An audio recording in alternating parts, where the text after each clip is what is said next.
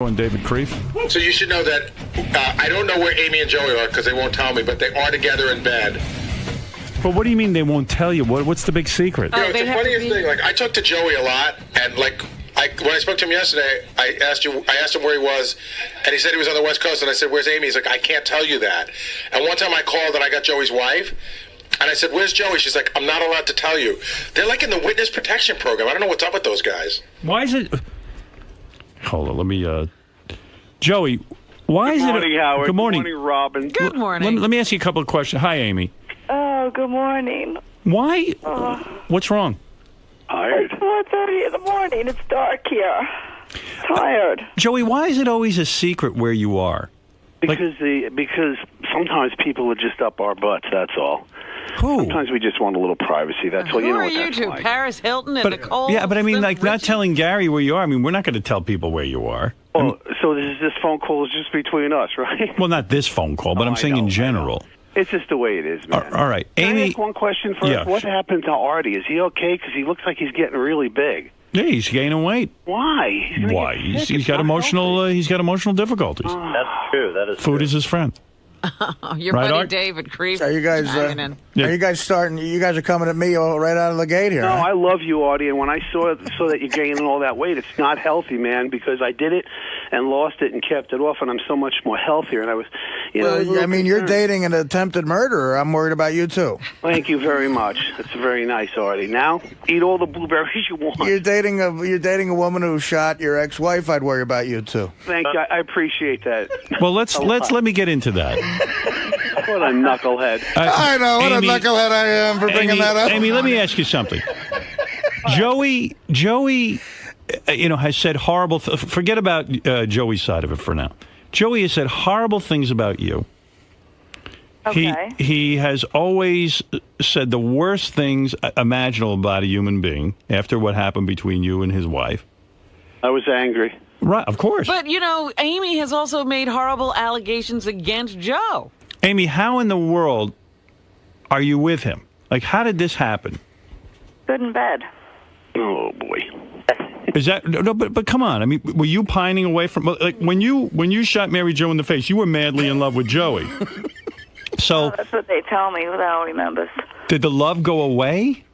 Yeah, I don't know. You know what? It's too early for this. What time is it, Alex? But Amy, isn't this something that is just like right out of the weird? Like I know for a while you were trying to get your life on track. You got out of jail. You even went as far I have as it on track. It's on track. It's doing good. no, but you changed your identity. You said I don't want anything. I've been given a second chance in life. I want to get back to some normal life. You married a nice guy. You had children with him. You set yourself up so that you could have a normal, regular life.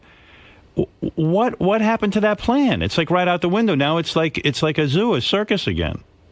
No, And I you have know. to That's hide. why we try to keep everything as private as we can. I don't know. We're not doing anything wrong. Do you feel guilty at all now? Joey's kids are furious with him. They feel that you are the woman who shot the mother in the face. There's got to be another man in the world besides Joey Buttafuoco for you, or is this all really a publicity stunt? You know what? I don't know what to say to that. It's not a publicity stunt. It's just, sometimes people connect and they get along really well. And you know what? It's none of anybody's business. We just came on to have a good time, say hello. But you're really banging. You're really banging Joey. Swear to God that you're banging Joey. Oh my God! Stop! Don't put it that way. Are you? Swear to God that you're having a sexual affair with Joey Buttafuoco. Howard, come now. Well, wait a second. So maybe I hit into something. Maybe this is all bullshit. Yeah. Yeah, how does she sound at 4:30 in the morning, Howard? Amy, She sounds Amy, wonderful. swear to God you're having a romantic relationship with Joey Buttafuoco. Well, I don't need to swear to God, and it's our private business. But you know what? We have a lot of history, and we had a lot of fights. But we get along really, really well. We have a lot of fun together. All right. So Joey, again, we had your children on, You did. and the kids are just beside. Oh my God! Wow. Well, Did anybody tell me this? Joe, why didn't you tell me anything? You Yeah, know really about this, so. Amy? Amy, Joey's children were on. They are disgusted with him. They are furious with him. Their father is having sex with a woman who shot their mother in the face. Howard, you're so negative this morning. No, know, I'm my saying God. the children are. Don't you know Amy's hot? But Joey, granted, Amy's hot. Maybe Amy's the best lay on the planet. But how can you avoid these facts? I mean, you're saying he's being so negative. No, that's what happened. I mean, he's in such a down mood. I mean, can't we... I'm not being down. I'm asking Joey. Joey, does any of that matter to I didn't you? know this was Barbara Walters. It all, you know what, Howard? It all matters, but my children aren't children. My children are 27 and 24. They'll always be my kids, and I love them. And but you know, this is like I don't have to answer to anybody. No, of course not. But they anything that I do. complain that you don't even contact them anymore. They don't know how to get in touch with you. That's not true. There's no totally relation. not true. There's no relationship between you and the kids anymore. Your daughter is furious. Yes, and I reach out, and they don't return the calls. The only one that had the balls or the courage to call me back was my son, and he left me a very strong message. And you know what? I give him a lot of credit for that. And you know, I wanted to see my children on Father's Day. Is it worth it though? You know what? Everybody has to grow up and move on. See, it's okay that Mary Jo forgave Amy and went on with her. She supposedly went on with her life. Right. But it's not okay for me to get recovery in this, right? You know. But wait, Joey, we're not talking about recovery, and I don't mind that you forgive Amy. I'm just recovering saying from 14 or 15 years of trust living me, somebody else's anger and hate, and it was wrong, man. And that's just the bottom line, you know. So then you have to move in with them? Why not? What? I deserve another chance in life. But is it worth the hassle? I mean, okay, maybe you and Amy have something going. I don't know. But the fact of the matter is it worth infuriating your kids, society? I feel like we're on Dr. Phil. Yeah, really. Jesus, we should have done Dr. Phil. But Amy, Yeah, Amy, this is a complete change from the demeanor you were trying to be a writer. You were trying to, Living a low-profile life. Howard, why can't I be a writer? Why can't I do things if I'm laying in bed with Joey? What is he so negative that my brain becomes mush?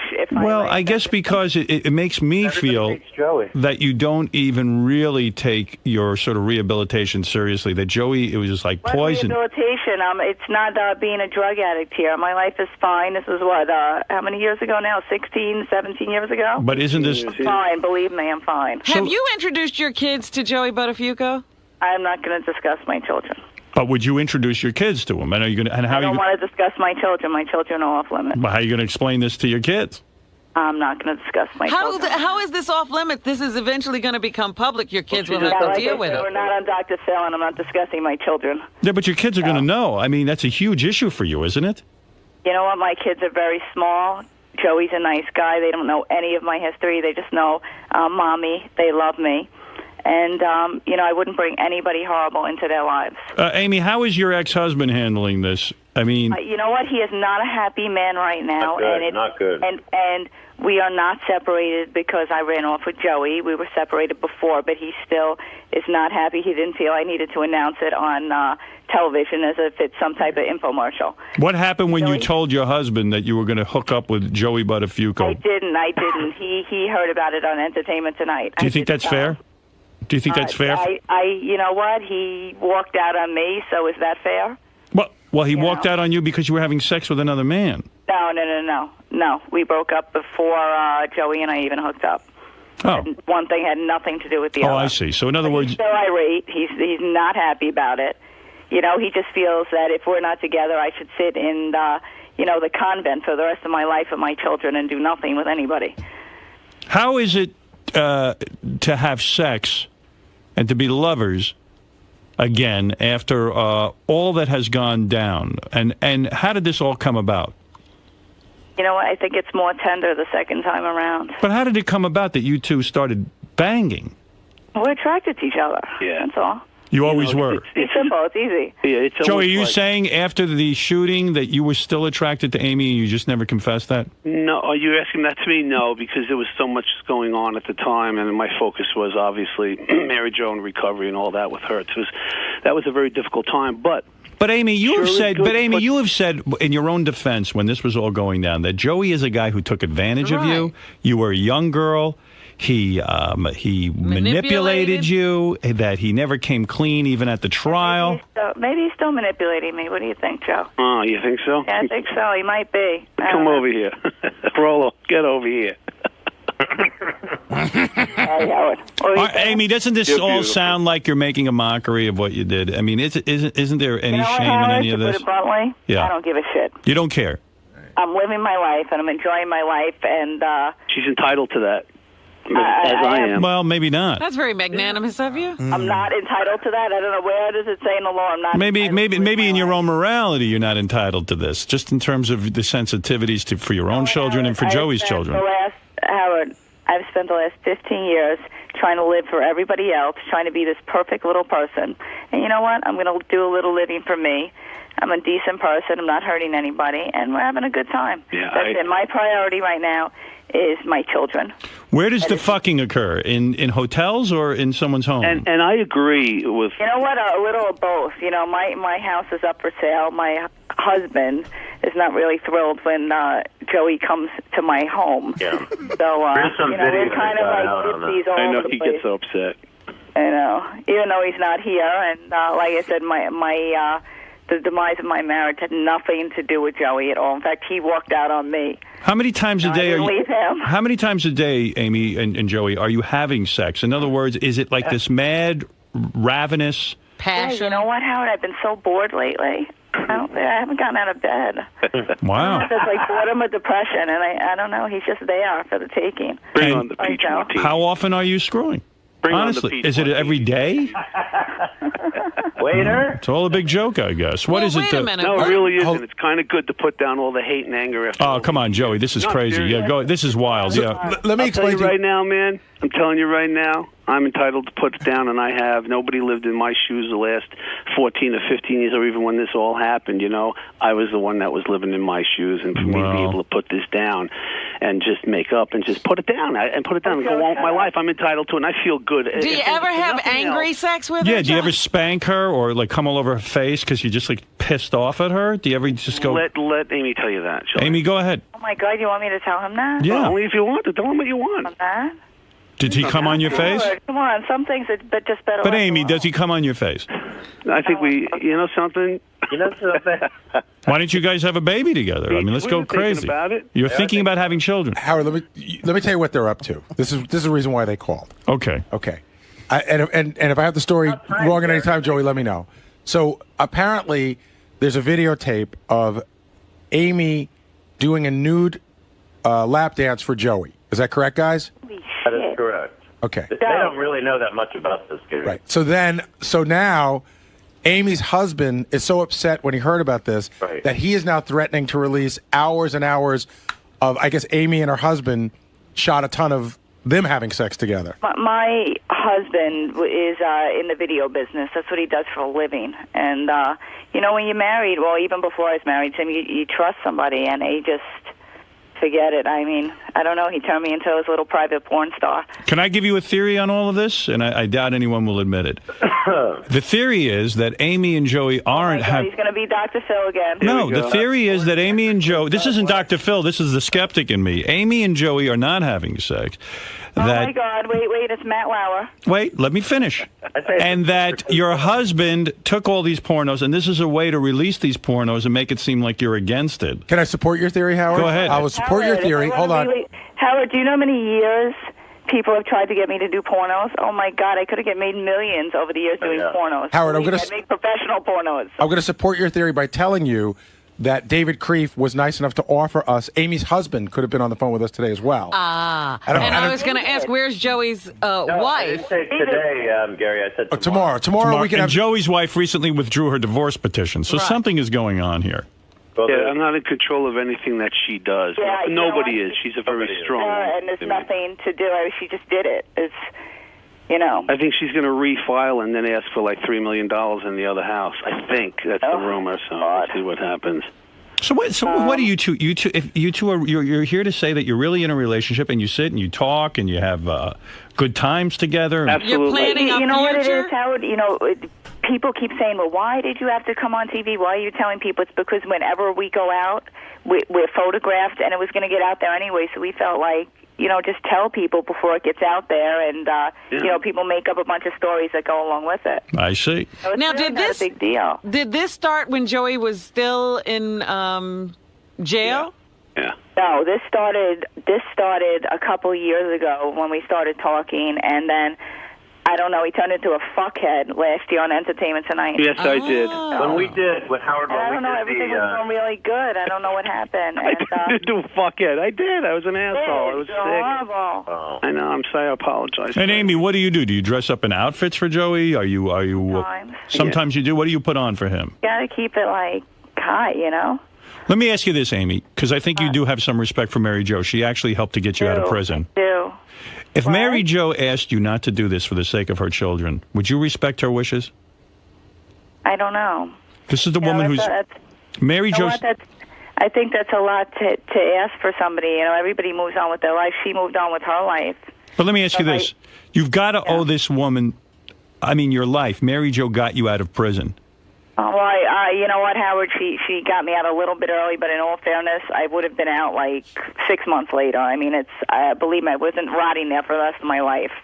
But you know what? She's a wonderful lady, but this really has nothing to do with her. And the fact that she gave you her forgiveness and said, look, I know you shot me in the face. That's all beautiful, Howard, but you know what? So why do this to infuriate her children? I'm not doing it to infuriate anybody. We're just living our lives and being happy. Mm-hmm.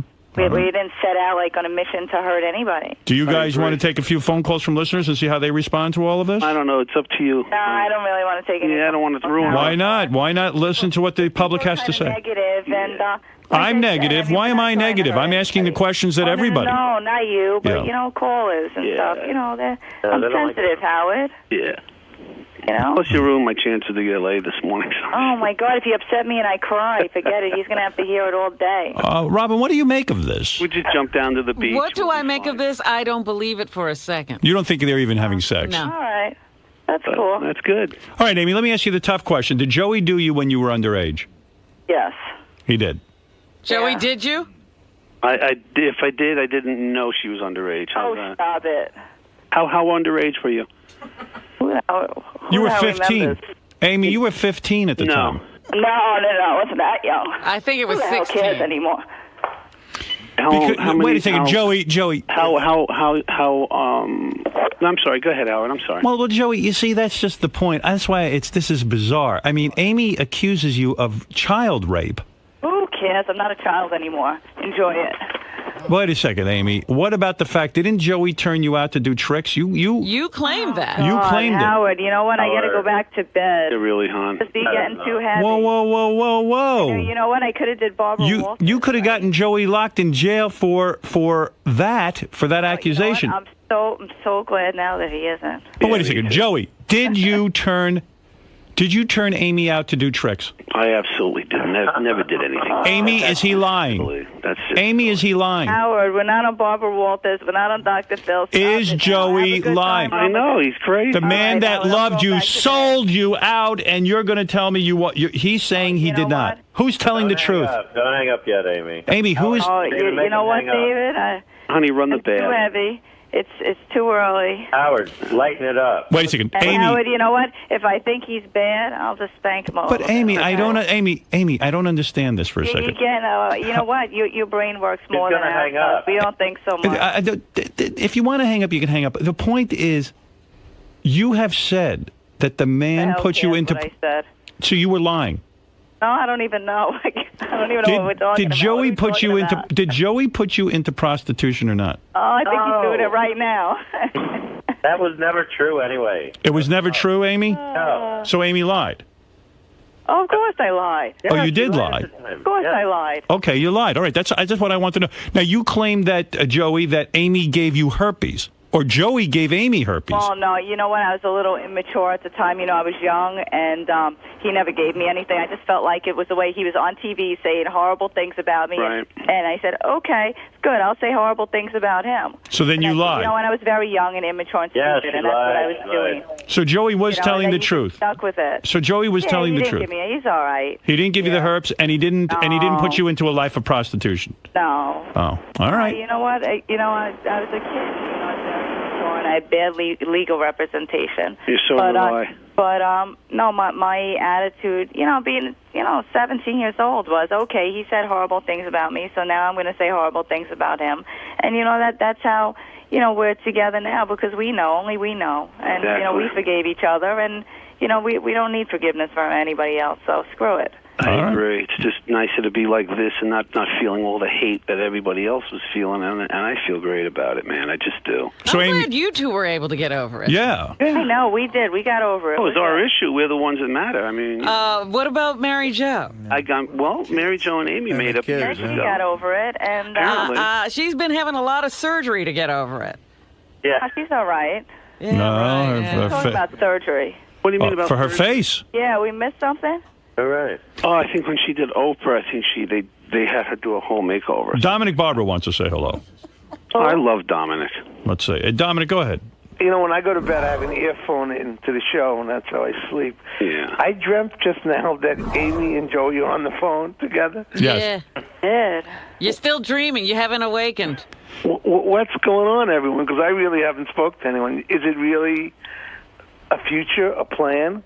It's working right now. Yeah, you know what? There's no future plan here. It's just today, enjoying the moment. But why do you always have a producer with you whenever we talk to you?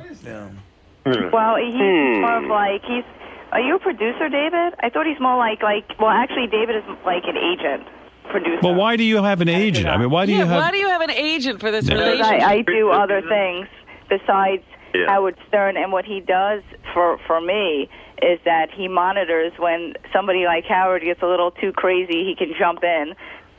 But why am I being too crazy by asking questions? I didn't say you are. I said if you did get that way. You are unmonitored, Howard, and we appreciate it, and we actually trust you. David actually works like an attorney in a way. Well, let's all hope that shooting Mary Jo has become very profitable for everyone in this situation. As for Mary Jo. Actually, Well, she is the victim. Well, Mary Jo got shot in the face. Let's hope she can make something out of this. Wait a minute. I agree. Hold on. Listen.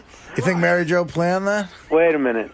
Yeah, I represented boy, is Joey. she smart. Yes. I represented Mary Jo, and then we helped Amy get out of jail, and I'm sure Amy will agree to that, right? Mm-hmm. Okay. Absolutely. It certainly was never profitable to anyone in the end. It was a tragedy. Whatever you guys decide to do is your thing. I'm not involved. I don't call about it. But nobody should say it was profitable for Mary Jo. That's a horrible thing for you to say, sir, because Mary Jo was a victim. And Amy doesn't deny that. So let's start off with that premise.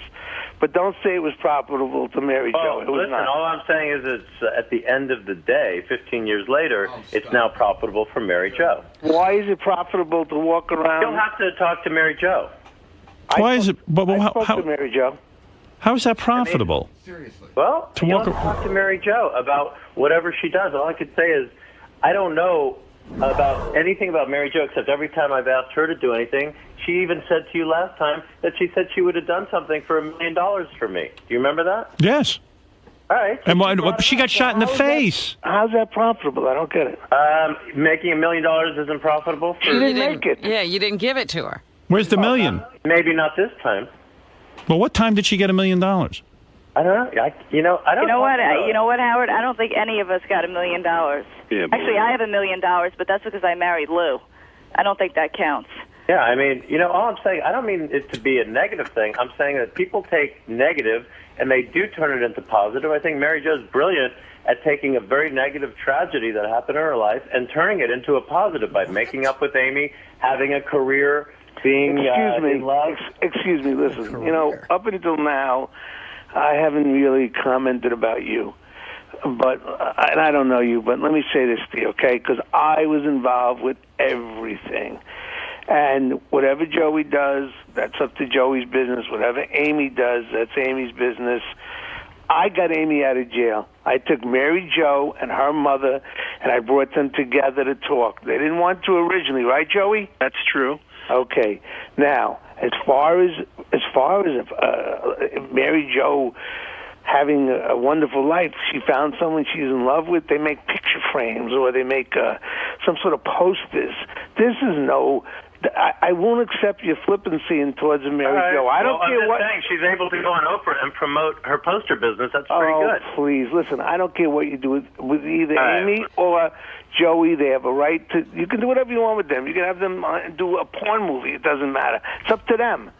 That's their choice. Amy and I think became friends, and we're good, Dominic. And I got good. Amy. I was the one who got Amy out of jail. Even though she had a lawyer, I went to Judge Wexner. I said, please let him out. They laughed at me. Right, Joey? Yeah, they laughed at us. that's true. You worked hard with Mary Jo. And you guys always say very nice things about you, Dominic. I'm not saying you're not, but please, please, please, please do not ever take Mary Jo in this. Nor does Amy want you to, or Joey want you to. You know what? We never ever tell anybody aren't. to do that, and I always tell everybody, I was young, I was stupid, and Absolutely. very selfish. And you had and whatever happened to you in your life, and I read your psych reports, and I will not repeat it. You didn't have an easy trip either. But everyone has to look at Mary Jo as the ultimate victim. And to this day, she's lucky to be alive. No, nobody ever said that we right. don't. Well, Amy, you bring up the point. You said you were young and selfish. Have you changed? Well, I'm not young anymore. Maybe She's I'm still a little selfish. selfish. Yeah. Isn't everybody? All right. I just Dominic, wondered about that, if we had addressed that. Mary Jo. All right, Dominic, thank you. By the way, Dominic, I worked with Mary Jo on Tonight and The Insider, and I think that she would tell you I was extremely fair and honorable with her and have never said anything negative about Mary Jo at all. All I'm saying is she's... Nah, you guys were getting a little negative. You guys were. That you started saying she's David making was. money off... Yeah, David was. No, that wasn't my point. What I'm trying to say is she took a negative and has turned it into a positive. as a There's role no model. turning it. And There's if no she's turning able it. to make money, which Well, I didn't hear it that way. Yeah, that's what I ridiculous. meant. I mean, that's why I'm just clarifying it. She's for you. on Oprah because she's got a hole in her face. Right. Well, listen. Look, guys. Here's the thing. So you're here to announce that the two of you are a couple. Well, no, we already announced that, Howard. Well, I mean, you're announcing it on my What show. are you announcing now, We're then? working on a pay-per-view show with your guys, David Asher, over at In Demand, and we're excited about They're not it. my guys. I have a television channel on In Demand. They're not my guys. I don't own them. I understand that. No. So what are you doing? So what are you working on? A pay-per-view special? Yeah, that is on In Demand, and it's a reality series. There's been a couple of other reality series that I guess have some similarities to this. A Joey and Amy reality series. And do you think it'll be successful? Won't the public be appalled? You know what? Aren't they appalled when they see a car wreck on the other side of the street and they They're stop to appalled watch? by Howard Stern, and you've done very well. I don't know. I don't know that people are appalled by me. Oh, Howard, stop it. I don't think they are. I don't They think are, but we love you anyway. You're seasoned, dude. I don't think the fans are appalled by me. Who made that comment about the no, appalling no. thing? Was that Creef again? Yes. Yeah. What laws has Howard Stern broken? Artie, is that you? No, it's That's Fred. Fred. What laws has Howard Stern broken? There's a world of difference between shooting somebody in the face and talking on the air extemporaneously every day. But, millions of people love him, and millions of people hate him. Right, so I think to qualify Howard in that same category as someone as an attempted murderer is quite different. Is it not? Yeah, I mean, that's a little unfair. Dude. Well, it seems a little unfair. I don't know. You know what? What's unfair? Getting shot in the face, that's unfair. Out today. What is that? Hey, guys. Wait, David said this. What the hell are you taking it out on me for? No, I'm just I didn't saying. say that. No, David is No. David is very we said flip. we It's said not- David said it. Yeah. I know, What did I so say? pick on David. What are you picking on me Well, for? he is picking on David. He's not picking on I'm you. not picking on you. You are. Yeah, you are. You turned it down on her. But You are. No, or were you not convicted of attempted murderer? I was, but you know what? I was a kid, and Right. here we are today. And I'm thinking it's very unfortunate. And I think you were a victim then, and I think you're a victim now. What do you think about that? How is she a victim now? Because these people are like leading her down this path to do things that are totally stupid. I mean, forget about Joey's kids for a second. Maybe Joey has a point that they're adults. But what about her kids? my husband. Now Oh, explain my to them what happened. You shot this woman in the face. Now you're profiting by it? What kind of example are you setting for your kids? Wait. How are we profiting by it? Yeah, why are they profiting? Well, pay-per-view. Yeah, I don't understand. A pay-per-view. Are you not talking to supposedly In Demand? Did you not go on Entertainment Tonight? Do you not do these shows and make money from it? That's not profiting? She wrote 2 books. Okay. All right. Look, listen. Amy and Joey are saying that they are now having sex.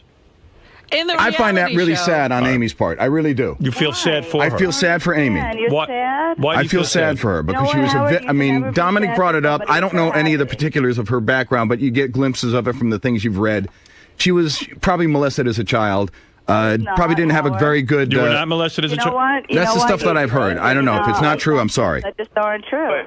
Wait a minute, it's just not true. Who is this guy? Fred. Is he Right. Amy's psychologist? No. What are you, I know. It's stuff that's been in the press, dude. And I'm sure if Dominic were on the phone, he'd probably back me up on this. Although maybe he can't because he was the lawyer of record. All right, listen. No clue, I got. and you've done no research, obviously. And I don't think you have a human bone in your body. How's that? Fred, Amy says that Amy says that she was not molested as a No, child. you know what, She was Howard, that's underage, was she serious not? thing.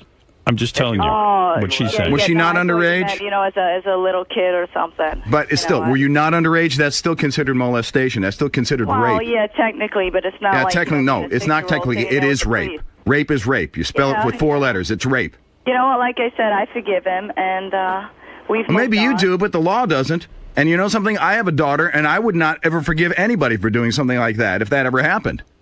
Well, that sucks. All right. Yeah, Listen, let me it move does suck. along, Fred, if I may. Sorry. I appreciate your comments. All right. So let me get it straight. Amy and Joey are now pitching a reality show. Is that right? We're just rolling and having a good time. You know what, Howard? I got to tell you, we don't need to be together to have a reality show. We could have just been 2 independent people, together for a show. We don't have to, lay in bed to have a show. It's true. Joey, are you in love with Amy? To do with the other. Are you in love with Amy?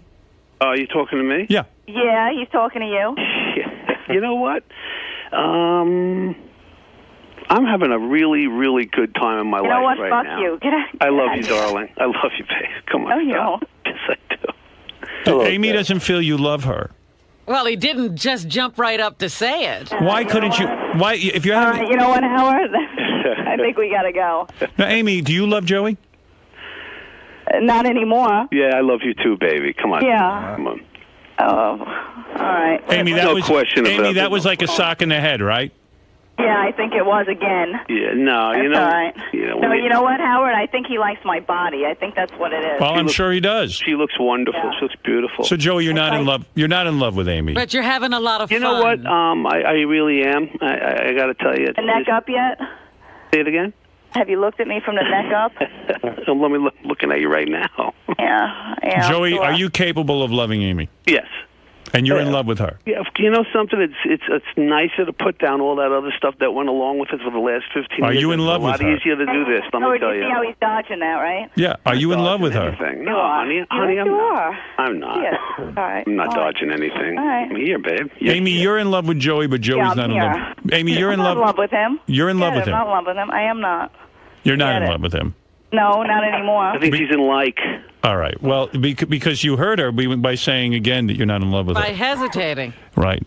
Yeah, no. The woman is. you did. You hesitated. The woman is No, spreading her legs and giving herself to you. Work so well together, Searching though. for the right words. I don't want to be You put know out what, on the Howard? porch. Howard, I'm not a stupid girl. I'm enjoying it for the moment, and if it doesn't work out, there'll be somebody else to enjoy for the moment. All right. Fair enough. Amy Fisher, Joey Buttafuoco, and David Kreef, thank you for calling in. So much. Thank you. All right, And good luck with your All right. reality Take care. show. Thank you. Thanks, Bye-bye. All right. Right. Good night. I'm going back to bed. Good night. Run the bath, honey. Well, there they are. I don't know what to make of that, but I thought I'd bring it to you anyway. The ongoing saga. That's the weirdest story I've ever heard. I mean, if somebody shot someone I love in the face, could I sit there and fuck them? No. Even if you didn't love them, if The only they re- were the mother of your children. No. And the only reason I could never do it. The only reason she's walking around right now is because she was a bad shot. When you think about it, That's true. She didn't hit her mark. No, Right, I Mary always Jo said- did help her get out of jail early Right. by pulling through and not dying. Absolutely. That's how She she helped her out of jail. incredibly. And telling a judge that she forgives her. But if she had been killed, Amy probably would never have gotten out of jail. Right. Who knows in this country? You know, I know. Yeah, she that's could have true. gotten 3 months. there's people in the world who keep little kids in basements and molest them and rape them and shit. There's that level of person. The next level up is David Kreef. That's right. I don't know. He might be these replacing are that. the lowest form of human beings. They're exploiting kids. I agree with Rob, and I think it's bullshit. If that's the case, it's just to make a buck. So they're going to put Mary Jo and the kids and Amy's kids through all this again just to make $1.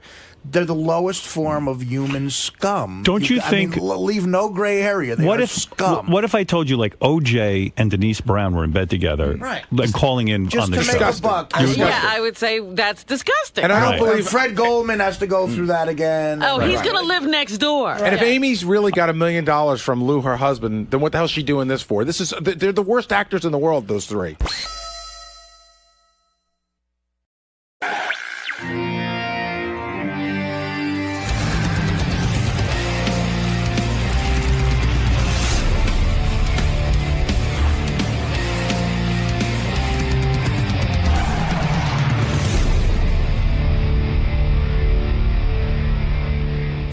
I was listening to Howard 100 News yesterday, and I heard the disturbing report that Teddy got mugged for his iPhone. Teddy, what does John call him? Teddy Microphone. I don't know when that happened.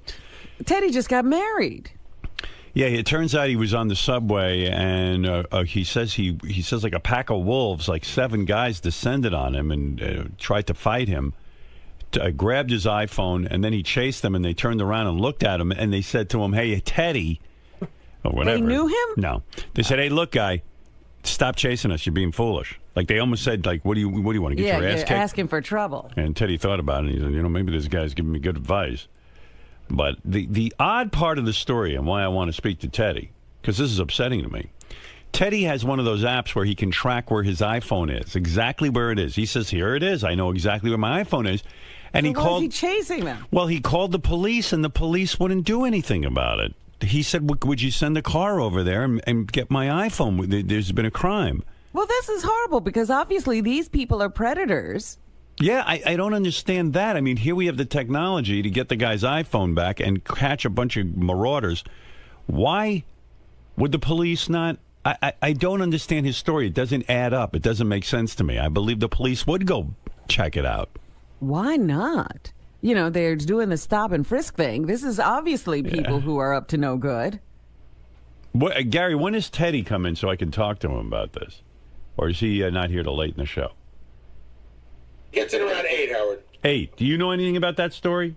No, but John Lieberman's here, and I think you may have a couple of the facts wrong. Oh, all right. John, come on in. This is John Lieberman. He's made his bones on the Tim case where Tim shit in the bathroom, and he... now we look forward to every report. He did DNA swabbing and all kinds of things, and all of a sudden he's like top reporter around here. John Lieberman got 18 on the ugly meter app. Yeah, a lot going on around here. Yeah, who knew? So Teddy went out drinking Sunday night with his new wife. Right. And he ends up turned around on the C train in Manhattan, headed the wrong way. Mm-hmm. So he's headed to Brooklyn. Okay. He gets off the train. He's discombobulated. Next thing he knows, there's 7 or 8 guys poking at him, reaching in his pockets, trying to mug him. Right. They end up getting his iPhone out of his pocket. Right. But they don't take his watch or his wallet. Or his wallet All or right, anything. So far I'm with you. I think I got the facts straight.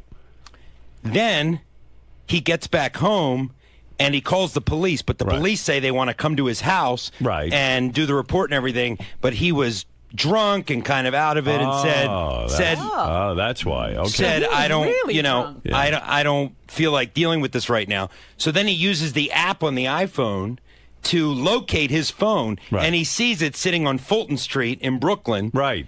For hours and hours, and then he wants to go back. Yesterday morning he told us he wants to go back and find his phone. Vigilante style. Yeah, I heard that. Yeah. And we advised him that it's probably not the best idea to do that. Well, why won't he?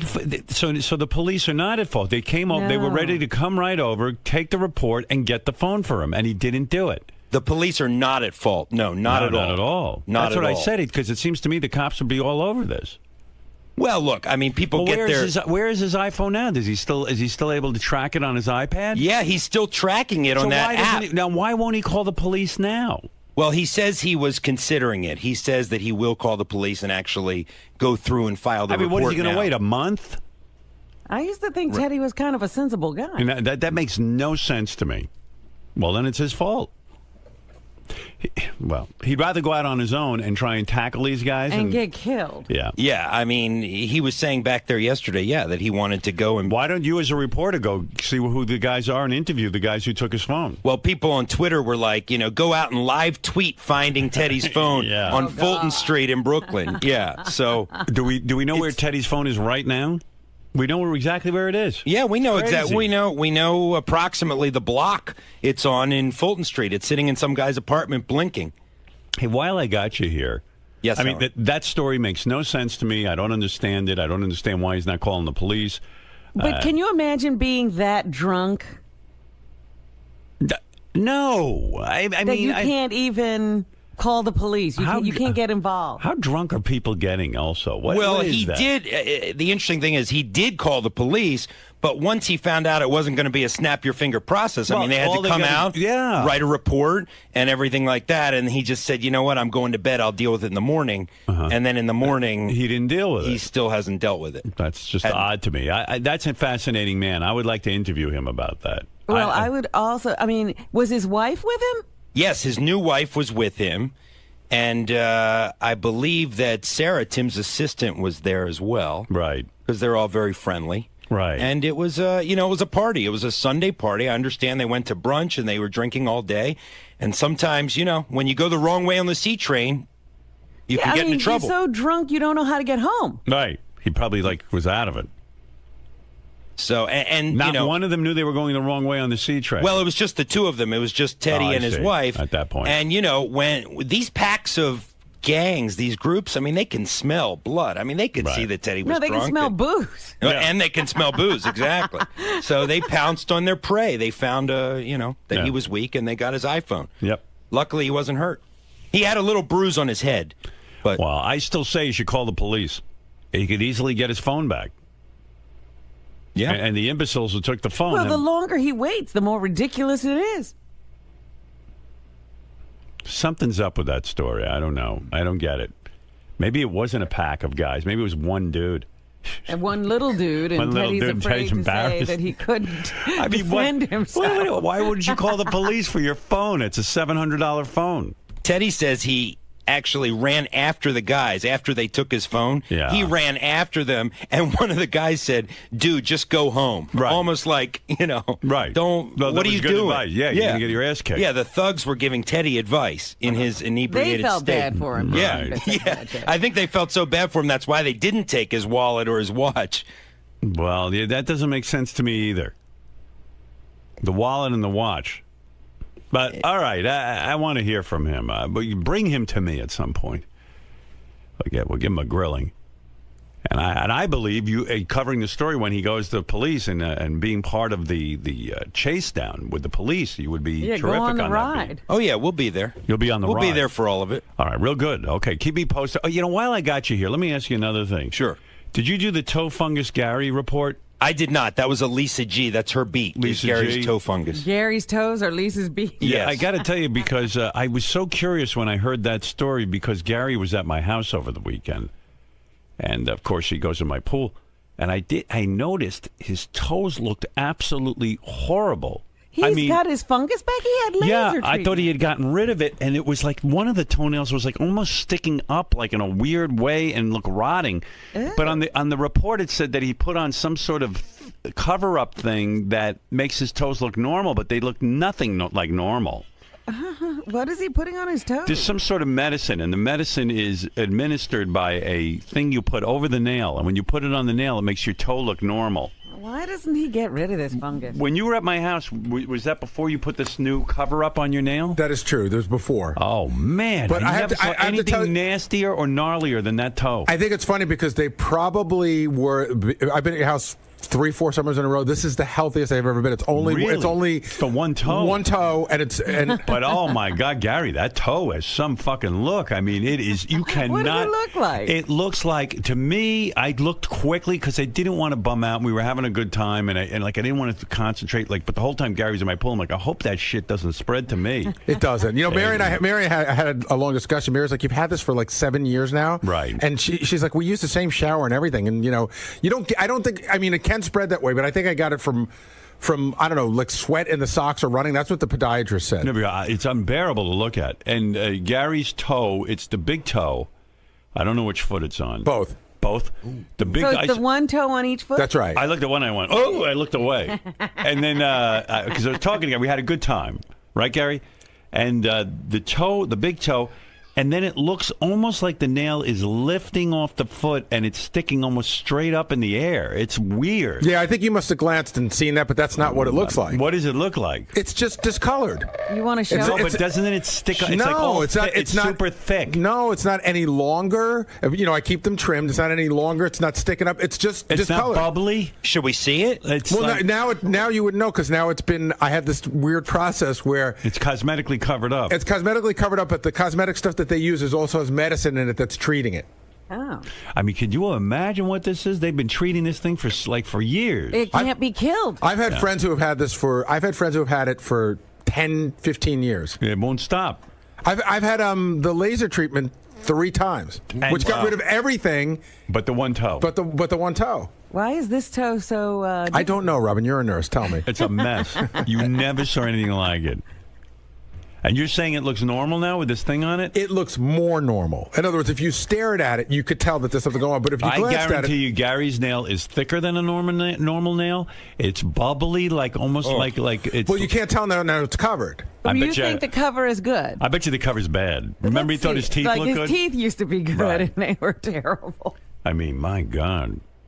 It's not bubbly. It's just discolored. It's yellow. I think it's more than discolored. I think it looks. It again. It looks rotting. I will tell you that they were in the best shape they've ever been in. I hear that, but the one. But I'm saying you've seen them 3 years in a row and you didn't seem to notice. I understand. I noticed. Don't worry. Notice like this. But this one, this looked This looked scared like you. This looked like from Mars. This isn't even the worst. This isn't even the worst case I've ever seen. Like mine are mild compared to others. First of all, the bottom of each of the toe is healthy. It's just the top part. It's like half the nail. By the way, why can I have a discussion with you about this, but Ronnie can't have a discussion about anything? I don't know. I just find Ronnie, he's such a good guy, but he's something in the way he grew up or something. He's immediately combative. I think he must have been picked on or something. And You know what I was thinking yesterday, too, that he doesn't understand the term defensive, because every time you say, Ronnie, why are you being so defensive? He goes, I'm not defensive. I said good morning to him out there, and he grunted. Right. He grunted like a Neanderthal or something. Yeah.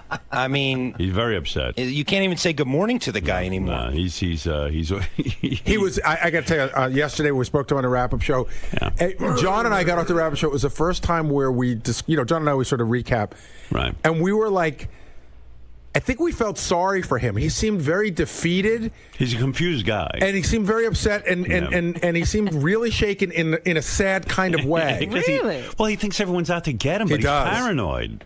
His button is when anybody says anything about his lifestyle, like when Scott DePace questioned the going out with strippers, when the psychology guy questioned the swinger lifestyle, that's his Achilles heel. When anybody questions the way he's decided to live his life, that seems like he just explodes. And Howard, nuts, yeah. and at dinner last night, Lucas was here for the wrap-up show yesterday, so he saw a lot of what went on with Ronnie. Right. And at dinner last night, Lucas was really upset in the sense that he doesn't know the show, so what he got was that there was a guy that came to the wrap-up show, Ronnie, who he's met before, who seemed very sad, who seemed like he was going to quit his job because he was so upset about the way you talk about him.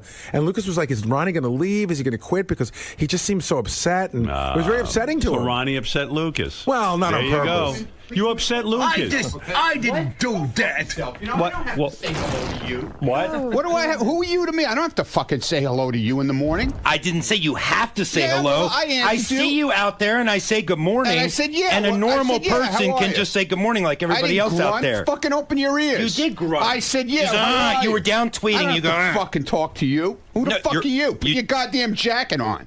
You don't have to talk to me. Put your You're right. jacket on. Were you really bummed out on the wrap-up show, or were you just putting you know what? Give me a fucking break with you and being all over my case, you know? First of all, let me bringing explain these something. fucking douchebags in here to fucking rip my asshole apart. Do you think? You know first what? of all, I don't really care anymore. You do what you want. But can I say something though? In my defense. Be my guest. Okay. Gary said to me with the Ugly app, there's a guy who developed an Ugly app. Please. But Here I'm we going go to with take that it now. No, but I'm going to take it through the history because I don't believe the extent of your paranoia. You're I so, spoke. you Look, got I spoke. a problem. I spoke you to got a real. problem. I spoke to real police yesterday. Real guys that heard this bullshit. Yeah. This guy, they hear guys like this every day of the week in the police academy, and they know nothing. Okay, They're all right. fucking book smart. That's all they are. They never spent a day on the fucking street. They don't know about security working with people. Okay. Fuck him. Okay. Okay? Fair enough. And fuck Wolfie, too, because half of that shit that was in that thing was written by him. He knows all. They all Gary, know did about Wolfie the show. write any of okay? that you know of? I'm telling you, Wolfie sent me an email this morning. And Fuck Wolfie. I don't want to hear about Wolfie. But hold on, Ronnie, he said to me... Fuck him. He said if he's a smirking face piece of shit. Okay? Fuck him. Can Gary get out a sentence? No. Oh. Wolfie just said, I fuck Wolfie. No, go ahead. What did Wolfie say? I'm curious. He said, I swear to you, Oh, yeah, I met this everybody guy, swears. and he did a profile. He goes, I would, in no Profile. way, shape, or form did I write what this guy, the profiler, had to say. Look, and he also I don't said, believe- I don't Him bel- and I his don't- club foot shoes and shit. He what about a Fuck club him foot? is what his I have no idea what he's fucking talking club foot Club shoes he foot. wears. What are you talking about? That fucking guy was in here. He's a fucking douchebag. But I mean, The listen. profiler? Is that who you're talking Yeah, that's about? what I'm talking about. The profiler. But listen. The guy who listened to the show since 1985. That's how he knows about everybody here. Yeah, well, Fucking asshole. But I mean, I could write the same profile. But Ronnie, here's my point about you. What are you looking at? Well, you're What's exploding. your problem? You're about to explode out of I'm your not suit. exploding. Ron, try to follow me on this, and if I'm wrong, I'm wrong. But the guy said really weird things about me too. But I listened and I didn't Good. explode. I'm because, happy for you, man. I mean, it's true. I wear condoms, and he's saying that I have an intimacy issue with my wife. That's pretty insulting. But you've talked about that on the air. And so have you. That's what I mean. You've talked about security a million times. So how does this? No, I don't. No, I don't. But everyone knows you're the brag security about guy. what my fucking credentials are or anything else. You don't do that kind of shit. But you get keep so your angry. You keep your mouth shut. You're the only one who gets angry. I'm going to stand there with my hand on my heart now. What the fuck is that? I don't know. You get so angry though. So say to the guy, "Hey, I don't believe Fuck that." him. I don't have to come in and fucking patronize him. Fuck him. And I heard the wrap-up show. Do you really think that I orchestrated the Ugly app so that you I would didn't say get a anything about the 0.0? I didn't say anything about the You Ugly said app it on the yesterday. app on the wrap-up show. You said in the wrap-up show that you thought that not that Howard orchestrated, but that it was orchestrated against you. I said that a long time ago. So I didn't have to say it on the wrap-up So you think show. every I bit said is it- orchestrated about you? I said it back then, dude. He thinks every bit is orchestrated. Ronnie Why is believes everybody out that to get every him? bit. Yeah, because you know it fucking riles my ass up. I had no idea that you'd get a 0.0. Whatever, dude. I don't care. How could anybody predict You know what? that? I'm going out in the hall. I'm doing my thing. Yeah, because you Left can't alone. handle it. Yeah, right. I can't handle Howard, it. can I make a- You can go I- crazy. No, Can I make a because small these guys point? are full of shit. Somebody tweeted last night that yellow book, Security for Dummies, Yeah, and Ronnie and I retweeted it, Ronnie man. That's my retweeted fucking it. handbook. He said, "This is my handbook. It's That's one of those right. yellow And you know Security what? for Dummies book." Can I It was finish? securities. It was for fucking. What are you getting so close it to me was for for? the fucking stock market. It wasn't even real securities. Oh, securities. Yeah, the securities, exactly, not stupid. security. Read Hey, the Howard. fucking. I was read getting the to cover that, of the but you book started right. to attack Fuck me. you! I didn't attack you. Put your jacket on. What are you doing without a jacket? This was an Don't come impromptu out here visit with- in the Don't come in here studio. without a jacket. I wasn't planning on coming. God. Well, Can I- don't Howard, come can I in just without make a one small jacket. You point? know, Yeah, sure. you look Okay. like a bum. Ronnie on the wrap-up show yesterday said that they singled him out. I said, well, why would Wolfie single you out? He said, because it's good radio. And I made the point that they profiled Fred and wouldn't He's afraid of Fred. Wouldn't making fun of Fred might kill be him. good radio as well, but they didn't. Your Right. security training has taught you that, Ronnie. They're afraid of Fred. And then he's got an explanation. Well, I mean, you had a meltdown on the wrap-up show. I had no I idea. didn't have a meltdown. You sounded like Lucas. I didn't have any fucking meltdown. You scared Lucas? No, I didn't scare Lucas. You scared small I children. wasn't even yelling. Something's dude. going on because the past week you've been. Yesterday, Don't I asked you worry about about your me. new. I asked you about your new car, and you jumped down my throat. Oh, it's not your business. He has some kind of new pace car, It's all not your- all painted What? up. It's not that your my fucking sources business. told me. Your sources and I, told me. and I I- know who your fucking source is. There's one source here that knows about it. Who? So I know who your source is. Who is the source? I'm not revealing You it. don't, because I have multiple sources Yeah, on this multiple one. sources. So talk about your painted up pace car. None of your fucking business. What do you mean a pace It's none car? of your fucking business. Ronnie, what is a pace car? You mean like None at of a your track? fucking business, dude. You're talking about a pace car that keeps at the track? You have a That pace starts the car? race? Don't worry about what I have. Wow. I'm not talking What about do you it. know about We this? break news. This is what I'm telling you, What Howard. is it? You don't even know what it is. You I- fucking come to me yesterday and try and pull it out of me, and I won't tell you shit. Because I'm not going to It's give none up of my your fucking source. I'm not going to business. give up everything Fuck I your know. source. That Fuck you have him. some crazy Fuck your colored, source. painted up Yeah, crazy. No. pace car Yeah, I had in it your painted garage. like that, right? You stupid ass motherfucker. Well, then explain what it is. Why are you? I'm not explaining anything to you, man. I don't have to. Are you now an owner of a pace car? Don't worry what I am. What do you mean? I'm asking you as I'm a not friend. telling you. I'll tell you off the air. I don't have to tell you anything on the air anymore. Wow. Wow, And then you threatened me yesterday with the block party. Oh, you want to be part of the show? Or you want your block party? Is that Then a you better- threat? Then you better talk. Is that a threat? Yeah. 'cause No, I never you're said that. basically Did I telling say me that, Gary? If I'm not part of the if I don't. No, I never if I'm not told you. sa- oh, Again, yes, you you're did. paranoid. Yeah, I'm I said to paranoid. you, if like you tell Lisa G, you want to be part of the show, and then sometimes you don't want to be part of the I'm show. part of the show Either all you're the time. in or Don't you're fucking out. tell me that, But man. you can't talk I've to taken you. more shit around No this one can fucking talk to place. you anymore. Between me and Gary, we took more shit in this place than anybody else. Well, Gary, Gary's takes more not shit. on your side. I don't Gary- care if Gary's on my side. I'm just I asked making, Gary about I'm his making, disgusting I'm making a toe. statement. I'm making a statement. I asked Gary about his disgusting toe. He doesn't freak out. I'm not freaking out. I don't have to You tell my are fucking freaking personal out. business. You're okay? freaking out. I'm not freaking Someone out. asked you about your car and you're freaking out? Because he's an idiot. What is it? What is it? Why is there? Why- a why the personal why attacks? Why is there a story in that? So you're calling me an Because I idiot? bought a fucking car. Why is So there you're a story calling me in an that? idiot? I asked you about it too. What? I asked you too. What's a pace car? I don't wanna I'm talk. not gonna- So I'm an idiot too then, I guess. You're calling me an idiot. Whatever. Thanks. Nice. Call me an idiot. Yeah, I mean, these personal attacks Idiot. are really Look, unwarranted. The things you fucking called me over the past fucking I haven't 2 said years? anything. Oh, please. You put me down like I'm a fucking piece of shit on the street. Yesterday I didn't you put always you down put for a me minute. down, man. You love it. When you did love I put, doing it. Name something where I put you down. You just called me an idiot. So what do you? Whatever, dude. Because you don't have an example. I have plenty of I've examples. only treated you nicely. I have plenty of examples. No, you don't. Name one. I have plenty of examples. Give me an example. You're always fucking making fun with the security thing. I didn't say anything. Always. The guy man. profiled you. you. Put me down constantly. The guy profiled you. My security guy is fucking half the size of me. I never made a height How joke. do I have a fucking guy like that with me? Did I make the height jokes? Dude, I've heard it a million times. I don't know. I don't I've heard make it the a height million times, jokes. dude. I mean, everybody From else me. heard it a million times All from right. you. Everyone around here does. You don't hear it from me. Yeah, okay. I'm paying you and hiring you, and you're saying And I'm you're putting making you down. and you're making fun of me too, all at the same No, time. I'm not. It makes no sense. I but never okay. made height jokes. That's why I'm here. Go find one. Go find a height joke. I found him. Ever since we had the I roast. can't believe he's this sensitive. Oh, I'm he's very you should have heard him on the Robin. wrap-up show. He sounded Very like a crazy sensitive. man. Yeah, I'm a lunatic. You sound like a lunatic. A crazy Guy asked you man. about the car. No, fuck him. I don't have to fucking answer him. What the hell is Do this? you hate everyone here who asks What's you it? questions? No. It's not like I asked you some incriminating question. Here, let me show you how he does it. Let me have this. That doesn't work. He walked. I don't. No. Oh, okay, I go. just want to a little demonstration. Ronnie's holding a microphone. Okay. He wants a. This is radio, He Ronnie. walks up to you and he goes. He sticks this in your fucking mouth like this. He Go goes, ahead. Well, that's what's this I hear about this new car you got? Right. So what'd you say? Mind your business. It's none of your business. No, actually, you said something much more profane than that. Like what? Get the fuck out of my face. I don't have to tell you about my car. Yeah, exactly. Why can't you just say? Do I ask you about your car? Ronnie, why can't you just say I don't feel like talking about it? I do. That doesn't work with him. You just say, "Excuse me, I don't want to talk about Doesn't work with him. No, I stay on it And he because stays on it with that thing. He sticks it in your mouth. if like it's an issue, like it's somebody's cock. If it's an issue that people back there are talking about, I heard you, moron. If this is an issue that people back there sure are hope you heard talking me. about, then I am Right, entitled you're a to ask newsman. him about it. He's the newsman. He's got to ask. It's not news. It is Why- news. it's You got a not pace news. car? People It's not back news. there Why are are you talking embarrassed? I'm about not this. embarrassed. Why won't you talk about I your ain't pace fucking car? embarrassed. Why won't you talk about your pace car? It's a great fucking car. It's a So collector's tell item, us about okay? it. No, I don't want to tell you about it because it's the way you handle it. When you walk up to somebody and say, "Hey, listen, hey Ronnie, you know, I just heard something about from somebody that you got this really cool car." No, instead you walk up and shove this cock in my mouth and go, Cock?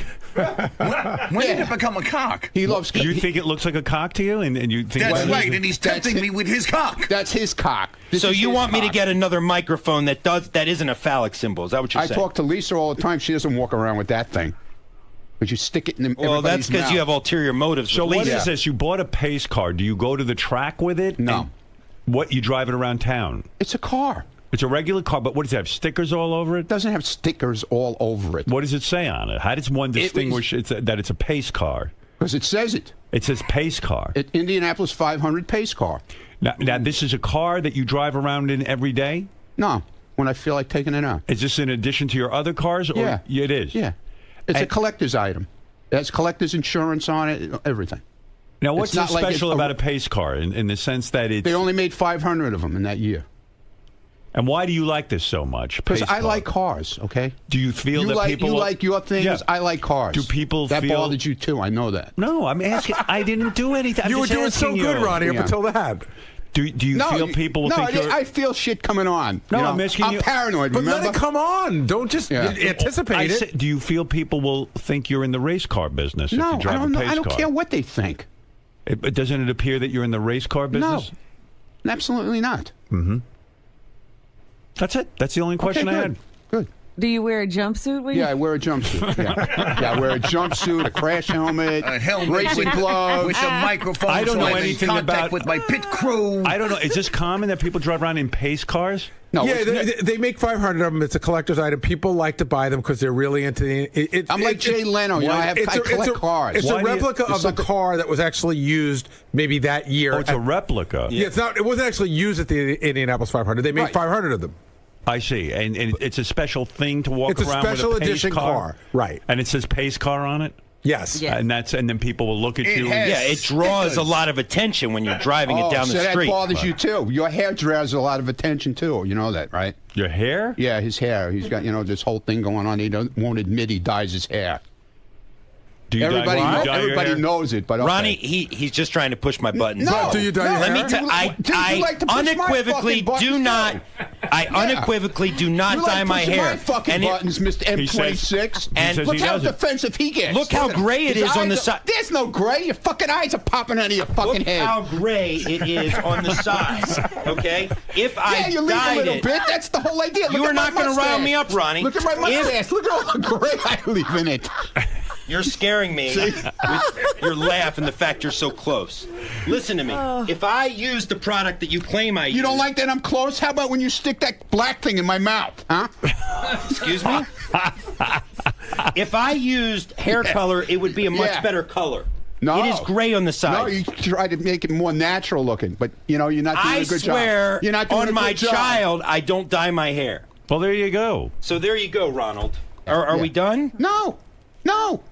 You always you came in here. How is it attacking I was you? out there minding my fucking Ronnie, business. how is it attacking you? Oh, wait, you? here's Wolfie. Let's find out. I'm not talking to him. Hey, Wolfie, how you I'm doing? leaving for this part. What is it, Wolfie? Sorry. Here he goes Sorry. again. Oh, Yes. you're such a baby. Yeah, Just I'm a listen to baby. Wolfie. Yes, I am. So what do you have to say? Maybe he wants to apologize to no, you. not him. He's a smirk, fucking smug.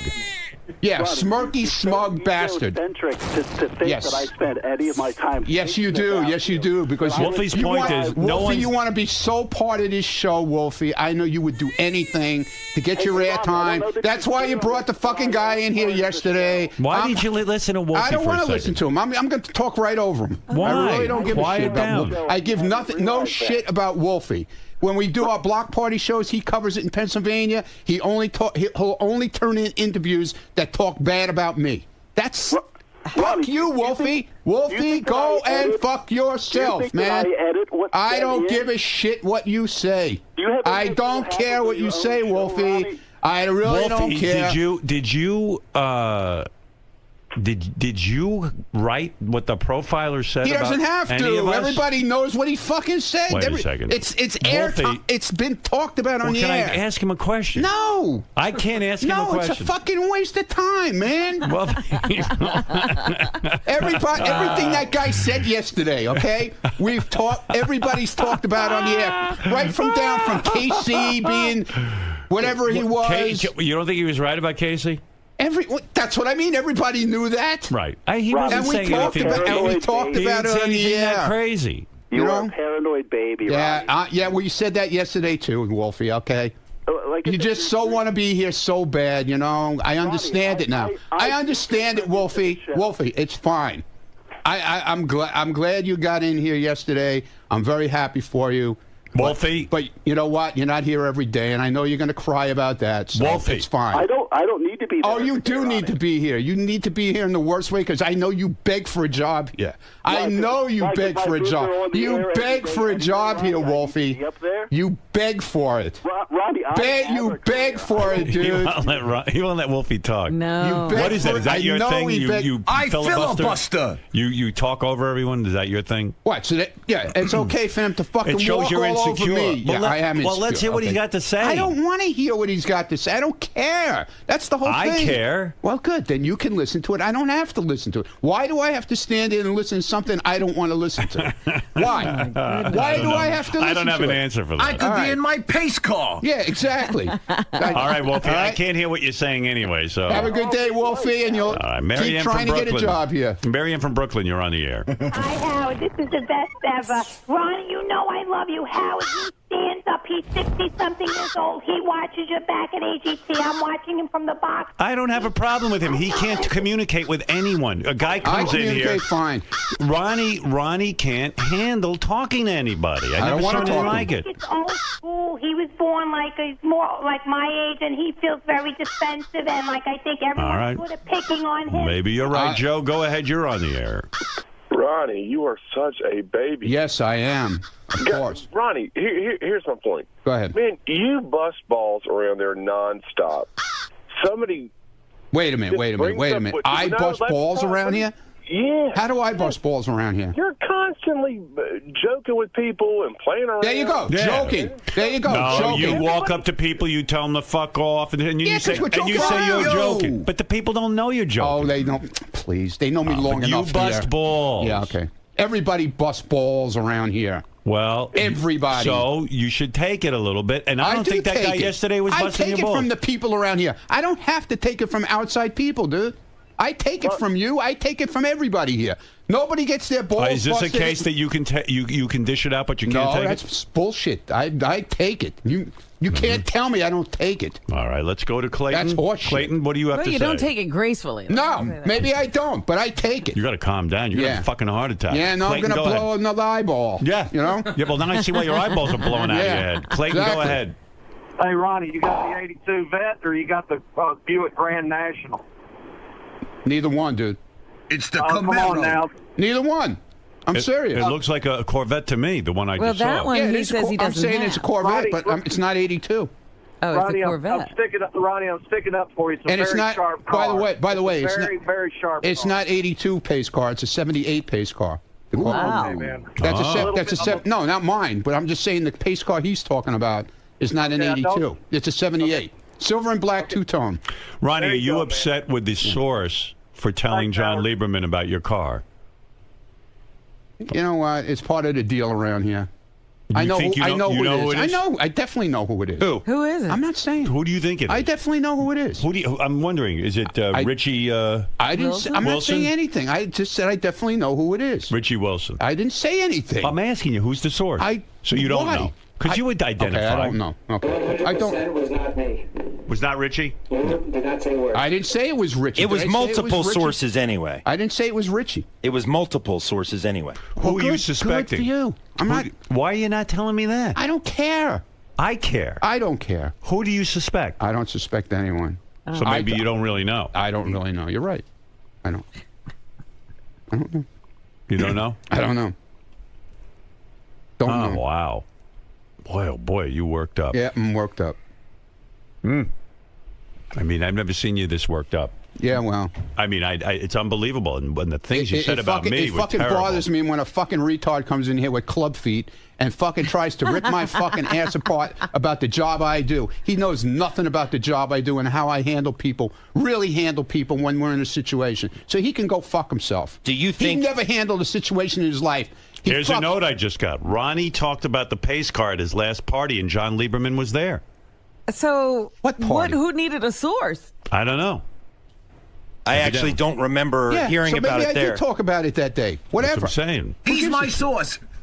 Let me see. Let me see if that's the right picture, Gary. Is that Ronnie's pace car? Let me see it. Is that your pace car? Let me see it. Pace car. Absolutely not. Absolutely not. Absolutely not. Nope. Can you imagine him driving around in his pace car? How often do you do that? I'd like to see that. When the sun shines. Yeah, what's a nice day? You take it out. Come out in the rain or it'll never come out in the rain or the snow. Do you drive it at high speeds? No, absolutely not.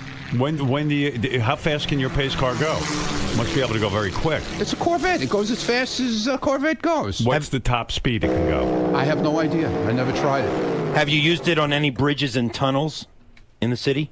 What? Have you driven it into any go tunnels? Look at cameras? Yeah. No, I haven't. No, I haven't. Because I never even. It came from Kentucky and it came on a truck, so I've never brought it across a bridge yet. Okay? Was it delivered to your home? Why is that? Well, look at you. Your fucking eyes are popping out of your head. Why is that so interesting to you? Was it delivered to my home? No, it was somebody dropped it in the middle of the street somewhere and left it there. And they called me and said, "Oh, your car is in the middle of the street. Go get it." What is wrong with you? I'm a reporter. I do details. Howard 100 News. Well, then why don't you work on your details? He does. Because obviously, Ron, you're not working on your details. He does Howard 100 But he's not News. working on his details. He is. He's asking you. If he had a story, he should have came in here with all the details, pictures, Well, he's asking everything. you. He's not a fucking reporter. Well, he's not going to go to your home and Bring spy. Steve Langford back. He got fired from his job. You're telling him he needs a job. Bring him back, will you please? Oh, now you're trying to get me fired. Go pack your fucking bags. Now you're trying to get me fired. I told you that. I told you that. I'm going to get your bags packed. I don't think it's your place to even suggest to fire me. You're not my boss. That's right. Look how upset you are. You look like you're going to cry. What? Look at you. Look at you. You're all upset. You can't take because it. I don't want my reporting question. I don't want my reporting question. Oh my God! I don't. Did I not have a story? No, you have no story. It is a story. You don't have a details. pace car. You have no details. You don't even know what fucking color it is. Why do I need to know what color it is? You don't want him spying on you. Because you're going around there. Is it orange? Is it pink? These are called questions. Reporters ask questions, Ronnie. Yeah. He doesn't know all the answers. He has a source, Before he comes in and makes a statement, he should have the details. What? He's a reporter. But he's asking you. You're the guy who runs the car. I'm fucking telling him shit. Look, I'm not going to break down the fundamentals of how to be a reporter for you, okay? If I won't tell him the details, isn't it his job?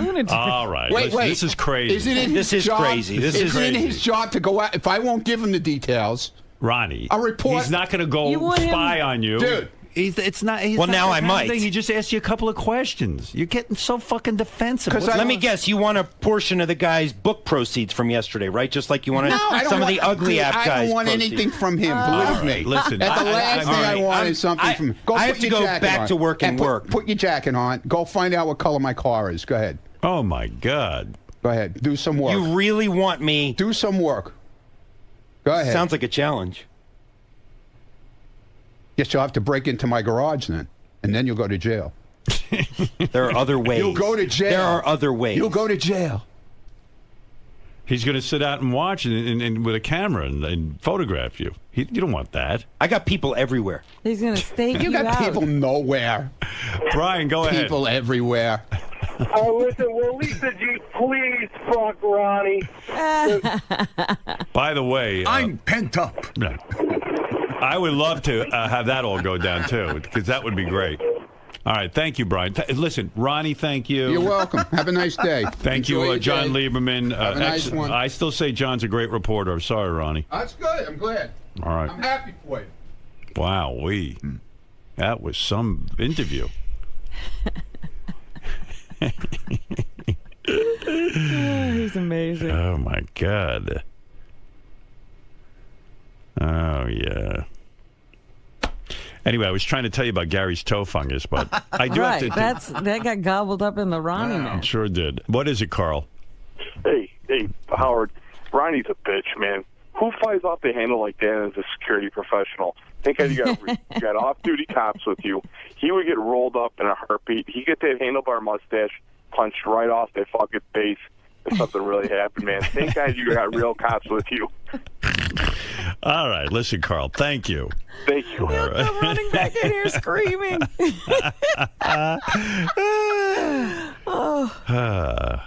What is it, Gary? That's the car. Oh, that's Ronnie's car? It's got more than a decal on it. Oh, my God. It's a whole those thing. cars are really painted up. Official pace car. And then it's got Corvette written across the glass. Because I forget what Everything kind of but car it Ronnie's is. name is on the car. Yeah. Fred, you were into cars. Do you understand this at all? I don't get the whole Indy car thing at all. Right. I mean, I think it kind of looks retarded. You think it's silly for a guy that age to be driving around? And he's got that in his garage now. I know. It's kind of like, it's like an adult version of like a Power Ranger or something. What does a thing like that cost?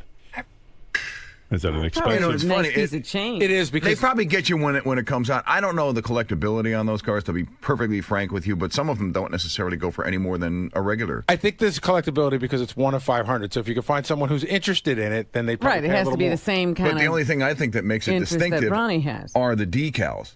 Yeah, but I wouldn't want to drive around with stuff written all over my car. But I don't even want to have like a vanity plate. Right. But And he the likes whole that. thing is when you drive around in a car like that, everybody's looking at it, wondering what it is.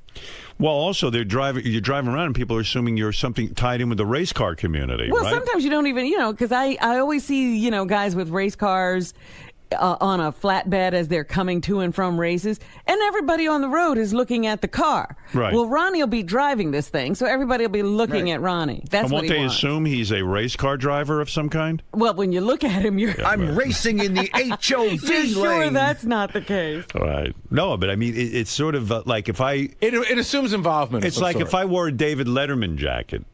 You would think that I worked on the David Letterman show, right? Right, but and then like people would walk up and go, "Oh, what do you do on the David Letterman show?" I go, "I don't do that. I like the jacket." That's a perfect example because you could buy those in the gift shop next to Letterman. Right. Right, but I don't think Tony Stewart is driving around in a pace car. That's what I mean. Probably like that would be like me driving around in I don't know. A milk truck. Yeah, I mean... Are you a milkman? You're a milkman, aren't you? I just worship milkmen. Your information. Yeah. I am like a brony with a Corvette. Is that the car? For your information, okay? Is this the car? Tony Stewart owns a bunch of cars like that. He does? He collects He doesn't them. drive around in them. Yes, he does. But he's a race driver. But he Yeah, but belongs in one of those. Yeah. That's what he does for a living. He What do tells you you have to- that, Ronnie.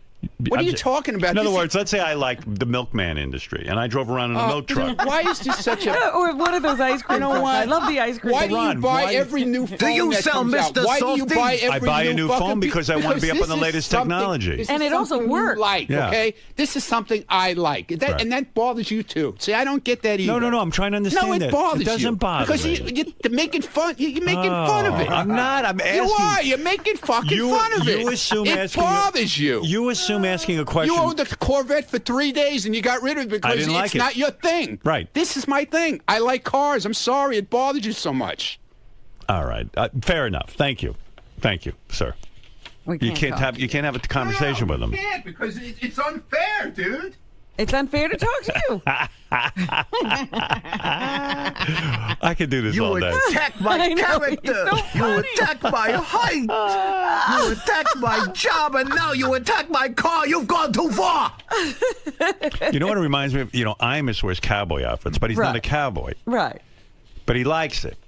He walks but it's- around in that duster, and Yeah. you expect him to pull a 6-gun on you. Yeah, you think it's like Clint Eastwood from a spaghetti western, and like Imus walks around in that Cowboy hat. get up, and you go, well, like if you didn't know who he was, you'd say, "Oh, sir, what ranch do you work on?" And What rodeo do you ride? Right. Yeah. Are you a rodeo rider? Are you with the rodeo? You would say, and he'd go, "No, what are you talking about? Don't say that to me." I just walk around like this. Right. And Ronnie walks around like a race car driver. All right, listen, I'd love Sometimes I put on a dress and pretend to be Danica Patrick. Ron, Yeah. why react this way to stories? I mean, you're only perpetuating the story. You're only keeping Scott's it trying going. to figure out my car. Forget it. He figured it out, he says. Yeah, what is it? 95. Well, anything's possible. Fair enough.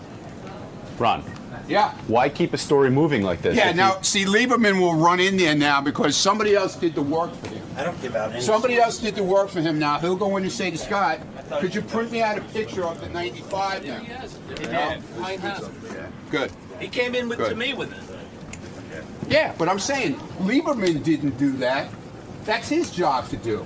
Not somebody who works in the office back here. Ronnie, why act so closely guarded about the story? Why not just own up to it, give your information, and move on? I mean, you know Why how should things, Because you know how things work around here. You're making it. You're making it worse. It's not his fucking business. You're making it worse, I have Ron. people out here. Get the fuck out of here. I have a job to do. John, why do you think this has set him off so much? I mean, what's going on with Ronnie? Ronnie has been irked lately about a number of things. I think the psychological profile yesterday, whenever anybody pokes at his lifestyle or how he chooses to live his life, he goes off. And then whatever comes subsequent to that, he then goes off. So I happen to be in the wrong place at the wrong time when I asked him about the car yesterday. And a reporter's job is to probe. We ask questions to find out the truth. So I knew, Ronnie confirmed that he got a pace car. I didn't know all the details, but I knew the way to get the details was to bring it up on the air with Howard. And look, now we have the details. We have the year, we have the make, so Ronnie is just angry. I mean, that's no breaking news. All right, Robin, it's time to hear from John Hein. Johnny boy, come on in, pal, and tell us what's going to be on the wrap-up show. Wrap-up show has been on fire. Lest anyone think it's been not on fire, you're wrong, because yesterday's show with it is Ronnie Mund going at it. It was unbelievable yesterday. Yeah. What are you going to be talking about today? You think that something is up with Teddy Microphone getting mugged and losing his iPhone. It's just weird that he doesn't call the cops and get his phone back. Where is that fucking guy? Yeah, he's here now. He's here. Explain that. Teddy, come here, just real quick. I don't want to spend all morning on it, but I wouldn't mind an explanation. I started out at 6 o'clock in the morning with this. Teddy. I did go. I went yesterday. Oh, you went to the police, but why would you wait? I mean, well, no. I couldn't go that night. Is your drinking out of control? No, what? It's average. Do you and your wife get just fucking slammed? Well, everybody gets pretty slammed in our circle. How many drinks did you have? I don't know, like umpteen. Are you that umpteen? Are you that fucking bummed out about your life? No, not at all. We're having fun. We were with a huge group of people. It was just like super fun. I mean, this is what you can't have fun without getting completely fucked up. Yes, of course. Let me tell you something. I've cut my drinking back almost to the point. I don't drink almost. I know. I barely drink. Well, I mean, I might have one drink a week. I know. I know. Tell you, look at me. I'm having as much fun as I used to. Are you blacking out? I was browned out, I'd say. What does that mean? That's a little less than What's blacked going out. on with you? I You're a don't young know. guy. You're that miserable? It was just a really fun time. I don't know. It was you a think party. That's fun to black out? Yeah, it's not fun to get on a subway afterwards, But so you got going on the subway wrong way and everything. It's just crazy. I need to hear her. You say yes, a pack of hyenas. You say 7 guys. It was it was like National Geographic. They took your. What does that mean? Like the wounded wildebeest and like all the 8 hyenas are nipping at it. Like so you were drunk. You were on the C train. Yeah. And with your wife, and they surrounded you, and they took your iPhone from you. Yeah, I mean, they were all nipping at me, and I was kind of fighting them off. And then one of them, as we were getting back on through the turnstile, one of them got his hand in, grabbed the phone, and he was at some point, gone. you got to give up, because who knows what can happen. But I did go to the police yesterday. I mean, I called them that why that wait night. 2 days? No, 1 day. One day. I folled the advice of the 911 operator. He's got an iPad, and on the iPad, it tracks where your iPhone is. He knows the exact location. The cop said to him, just you have to file a report, and we'll go get your phone. And you got to jump through their hoops. I mean, they don't. It's their not like hoops. I mean, it's not like they got to just make sure go kick down the door. Well, of course, because they got to make sure that you really own the iPhone. Yeah, They can't just you call them up. They just can't go get it. But for it's you. also a little minutia involved because it was at a train station, so now it falls under the Transit Bureau, and then it's this, and then this, and this. And I went to my local precinct, which is up here. All right. Do you have your iPhone back? No. What, you have an iPad. It tells you exactly where it is. It's still sitting in the same spot where it was. Where are the police on this? They are now investigating, but investigating. Yeah, you mean detectives have been assigned and everything. Yeah, and you gave them the location. Yeah, and they need to, in fact, come and collect my Metro card to double check where I was when I swiped it and all that other stuff. They're By really that time, going deep. the phone's going to be gone. As soon as the battery dies on the phone, you can't track it anymore. Oh, for Christ's sake! Well, I mean, look, I got lucky. Look, Teddy wasted several days. He did, but I mean, 1 day, Robin. 1 day. It was yesterday afternoon. And the reason you didn't go to the cops right away because I called 911. It was like 10 o'clock at night, and it was Sunday night, and I just wanted it. Yeah, I was just like, I have to get up. You were wasted. The guy's like, the 911 operator was very nice, but they said, oh, we'll have to send a car over to your house, and I figured it would take hours. All right, well, keep us posted. Look, I'm fine. It was like, we're very lucky. No, we're I know blessed, you're fine. I mean, but you should have your phone back. I'm a little sore here, but that's all right. What, they punch you in the head? I don't know. I don't know what happened. I don't know. Well, of course not. You were so wasted, you blacked out. Yeah. Well, listen to me, my friend. That concerns me more than the phone. Listen to me. That you put yourself in danger. I love these people who decide that they can go and be out of their minds and nothing's going to happen to them in a big city. Now Robin's upset with you. I'm sorry, Robin. That's right. You're probably sore from falling down when you were drunk. Yeah, he probably hit his own head. I know. That's why I didn't Hey, bring that didn't up. you recently bash Benji on the wrap-up show? No. Yeah. I heard it. What? Benji, you and Teddy having a hard time? No. I've always liked him. I just thought he was real Weasley about it because he bashes me on air and then he comes up and I bash him off air and then I can't come up on there. No, but then you come up to me off air and you said, "Hey, I just made that up because I want to get on air." So I didn't say that. I just said that's my. I'm like I have to. I have nothing to say here right now. That's my angle. Well, you said you didn't really. No, feel but that like way. little things like the shoes. Like when you brought up his He's shoes wearing today, high like heels, these little fucking things that just drive me crazy. Last year He wants to be taller than his with the girlfriend. wig, with the whole Rock of Ages Benji Well, thing. yeah, that- Seriously. He tries to draw a line. Eyeliner, but then again, I zoomed out and I stepped out and I said, wait a minute, I've only been here 6 years. There was the Benji who came in African garb. There was the Right. Benji who did this. So maybe that's his thing. And I said, it's not my place to. And then I felt bad that I was just in a grumpy mood and it was, right. I don't know, pre-wedding stress. You've also and all been that critical stuff. of John. You've also but you've also been critical of John Hine. You feel he's too straight-laced for the John show. Hine? Yes, No. John Hine. Isn't that true? No. Yes, it is. No, not at all. Straight-laced. Too straight-laced. In other words, he should be a little He's looser. a straight guy, but no. I mean, I'm not. I don't think he should All be right. looser. You're not critical of him? No. The one thing I did say was when he got the fast food truck, I was like, the guy doesn't eat any condiments, but Okay. that- All right, That was Teddy. everybody's criticism. Keep me posted on that phone. Yes, if and I we're- get the phone back, I'll let you know. But otherwise, Well, the new no. one's coming out in 6 weeks, so I'm eligible for So an maybe upgrade. you don't even need it. That's Exactly. right. Yeah, let those guys Oh, have yeah, it. they can have it. All right, thank you. Later. Concerned about his drinking. Can you think you could stop drinking for 6 months? No. You can't. So you're an alcoholic. No. What? Are you an alcoholic? No, but That means you are. what do you mean 6 months? Why would I want to? Stop for 6 months because What's in it for me? Health, to show that you're not addicted. Not good enough. Maybe I don't know. I'm going to miss out on a lot of fun. Can you stop for a month? Do you think I could. You sure. could? Do it. But I won't. Show me. I can't. You're an You alcoholic. got to raise the stakes. You're an alcoholic. What do you mean? I mean, you're an alcoholic. No. You can't quit for a month. I can. I can do anything I want. I can do anything I put my mind to. Quit for a month. No. Why? Because why? Because I'm having fun. Having fun. Yeah. Do you have having any an other awesome kind of time. fun? Life without booze is not Yes, fun. exactly. I'm not going to lose my arm. And let's go, baby. All right. Okay, you might have a problem. Well, we'll see. I'll cross that bridge when I get to it. All right. I know you've been right about a lot of things. Right about You're from- I everything. know I'm you're right, I America's know, judge. I know. All right. Thanks, Goodbye. Teddy. Right. Right, Robin? Right. Right. See, even Robin agrees. Teddy, microphone. Sir. Mm-hmm. Obviously a tumultuous Sunday for you. Yeah, no big deal. I mean, I think I had it coming. I got robbed of my iPhone, and I did go to the police yesterday and filled out a report and, started the whole minutia, really jumping through all the hoops.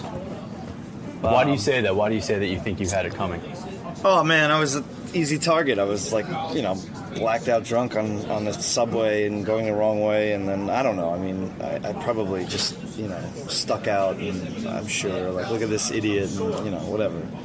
I mean, it could have been a lot worse. They didn't get, like, my wallet or my watch or her engagement ring or anything like that, so, it's just a fun. The whole thing's actually rather embarrassing, so... Well, I'm sorry to hear that it happened. It's all right, I'm lucky. I consider we were both very lucky. None of us got hurt. None of us got robbed majorly, so... And they can't rob you of your spirit. That's Ted. right. They can't take what's in here. Later. Hey, look who's on the phone. Dale Yeager. You know who he is? Yeah, he's the guy who was here yesterday that Ronnie lost his mind over. to talk to him. Dale, what's up? Hey, Howard. I'm sorry to bother you, but I heard earlier, I'm listening to the replay of the West Coast show. Yeah. Mm-hmm. And I hear Ronnie making a statement which is absolutely ridiculous and asinine. Which one is Now, that? Well, he made a statement. He goes, well, I've talked to real police officers, and they say they know these guys. They're all book smart. They hear them at the academy. Howard, I've been operational in the field. I'm operational now. I work on cases. I'm in doing interrogations. I'm not a guy who's just some college professor that stands in a room and gives theories. No, I tried to tell Ronnie that, but he won't listen to me. Ronnie's screaming too loud to listen. And you know what blows my mind is, of all the profiles I did, and I actually did one on Robin, but we didn't get to it, but of all the profiles I did, his was the shortest. Right. And he got the most upset. Yeah, I still don't understand what he got so upset about. I don't either. And that's another thing, too. I wanted to clarify. I said that I believed, and again, it's not definitive, I believe that he, in his past, has done swinging because of all the stripper things. Well, swinging is when you have more than one sex partner at a time, 2 people or more. Mm-hmm. I don't think he understood what the definition of that was. I just wanted to clarify that. All right, Dale, fair enough. All right, thanks. All right, thank you. That's Dale Yeager, who is a professional profiler who got into a huge fight with Ronnie yesterday. Yeah, well, he's probably set Ronnie off again. He might have. I don't know. It's very possible. Ron. Yeah. Now that you've had some time to think about things. Yes, we played that. What? Have your feelings changed now that you've had some time? No. Feelings changed about what? The guy's a fucking professor. Well, he said he has done some field work. He has. He says he's still in the field, giving lectures. That's not the field. Seems like you're giving him a lot of power by not answering to him. He has no power. I talk to real police officers. They know about guys like him. They laugh at him. What else is in the news? What do they do? They laugh at him. How do they do that? Starbucks, Macy's, and other. Stop turning the radio off. I can't hear you. What did they do? They laugh at guys like Dale Yeager. And how do they do that?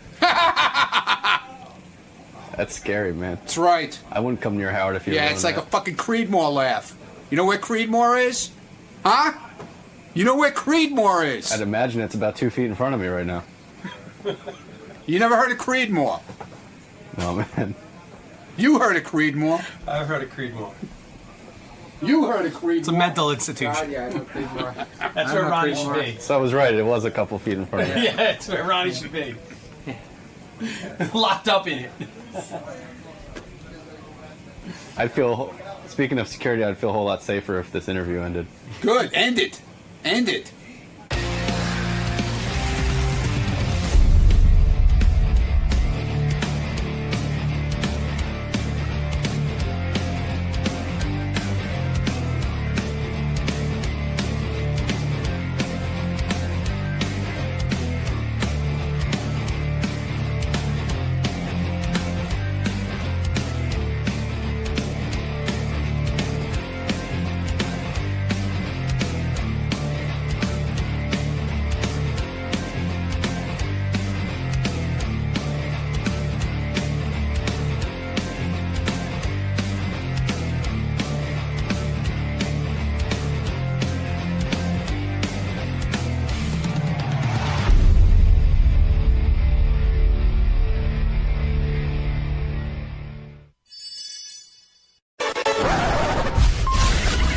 This is a Howard TV original production. On this episode, Bobo thinks the world is going to end. Does he have a plan? Oh, I found it. And is he man enough to survive? In case a dirty bomb goes down, I light the match and I see which way the wind's blowing. See, Bobo's not so stupid. What's your problem? Testing 1, 2. Mama Boo. Yeah. Hey-oh, yeah.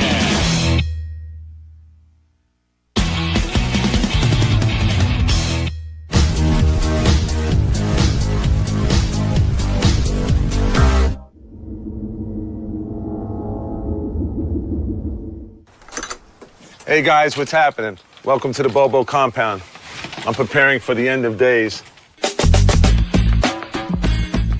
Why I think the world's going to end? Because there's a lot of crazy people, and on this day, December 21st, I feel that someone wants to make a name for themselves, and maybe he's going to light off a dirty bomb in the city. And I just want to show you guys a lot of the things that I have prepared for the end of days that might be happening this Friday, the 21st. I probably have about 6 months food supply here. I have a lot of these canned goods which you can open up, use a hand can open and that's it. Tons of tuna fish here. Health bars which you can live on. Cereal, juices for the kid. Nuts, okay? These are always good. You add water to these and you have like a macaroni they have in here. They have these cookies, cases of water.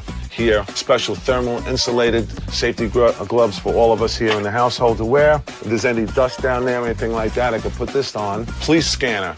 So if anything emergency, police give reports or what's going on that I need to know, I get it right from the patrol cars. I figure we got 6 months of food.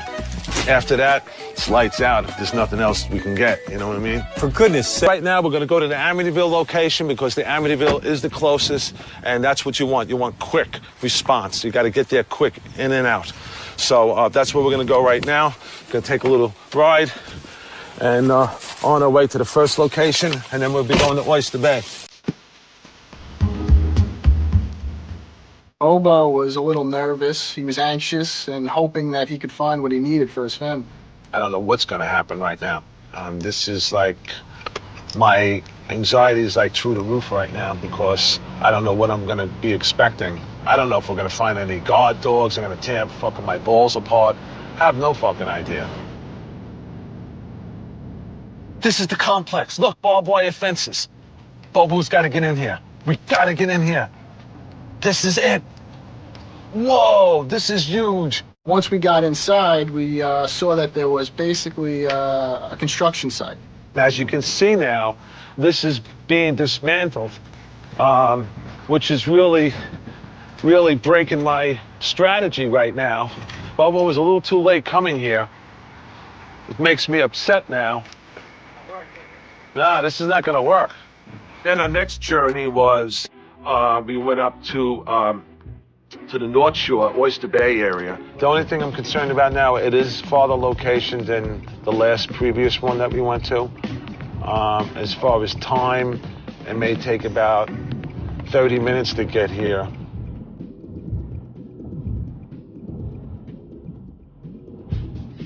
Okay, these are the grounds.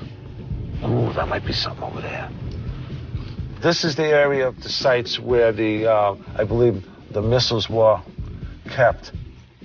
And this is location number 2. Well, the second location was interesting because this time it was actually a parking lot, but it had a silo under it. So, which we may not have ever found if it wasn't for the people we saw standing there when we pulled into the lot. I saw you hanging out here, and I was just wondering if you can give me some information on, the abandoned missile silos here. The steel plates are where the launches were. Really? Okay, and underneath all that debris and brush and all of that is the hatches. Are where the storage facilities were. Now, is there any hatches I can look at? No, you couldn't get into anything at all. No, they have no vent caps. There are some steel vent caps that you can see on the middle and the end one. Yeah. This has all been covered up. Would I be able to look at that vent caps? Yeah, you can. Cool. Take a look. Very good. Oh, I found it. I found it. I knew it. This is fucking great. I'll be able to come down here. See? Get a shot of that. Let's put a... Watch this. Watch this. Listen to the echo.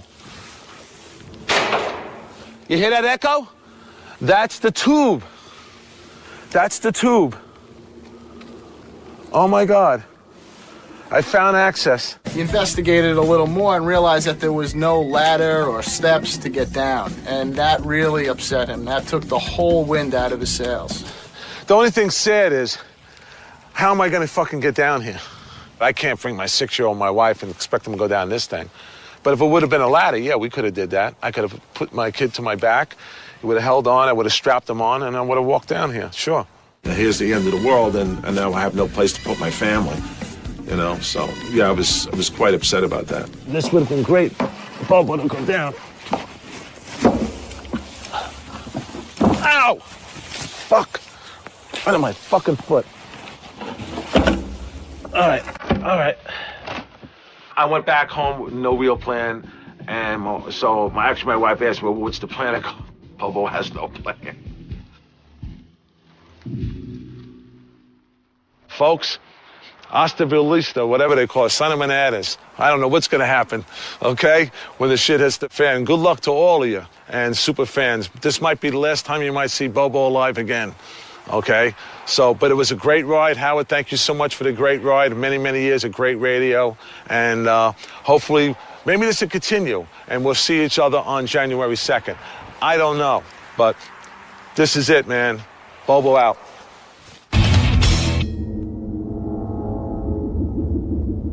During our creative meetings, you know, lots of ideas are pitched. I'm in touch with a lot of the Whack Pack community, and I knew for a fact that Bobo was, quote-unquote, a doomsday prepper. What do you got, Chul? December 21st, the end of the world, supposedly. It's on a Friday. We have Brian Phelan, we have Bobo, and we have High Register Sean. All three of these guys believe that the shit's going to hit the fan on this day. Shuli said it could be cool to have a 101 special with Bobo discussing the end of the world and taking phone calls and whatnot. I just said, hey, instead of doing that, why don't we just invite Bobo in and pretend that the world really is ending? Let's just bring Bobo here. Is that maybe something he wants to on the So what you're channels saying, to do? Sal, is you would invite Bobo down on Friday. Right. And say, look, we want to record a special and talk about the end of the world and this and that, because we really don't think it's going to happen, obviously. Right. And so he's sitting there and talking with you, and all of a sudden you and Richard are in there, and everything shuts down. But the mics are still going, so you get his reaction. Holy shit! But what else happens? Like, what else after the power gets? Yeah, if we can rattle, you can just play that fog when you're like, I wasn't really surprised to pull this prank off on Bobo. I mean, I think just a few days before, I painted his face with my dick. I shaved pubic hair off my ball sack and I put it on his face.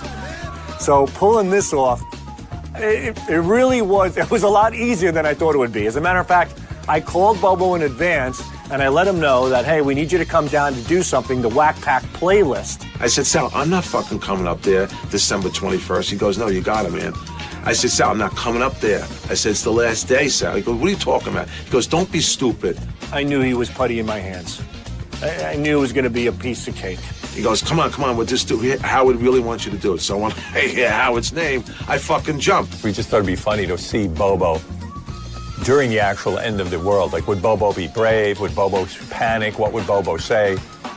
So we created the end of the world for Bobo. I helped get this thing going and get it organized and get the plan in motion with Sal and DePace and Mike Schiff. Doug came to me and he said that the guys had been working on this prank that they wanted to do on Bobo.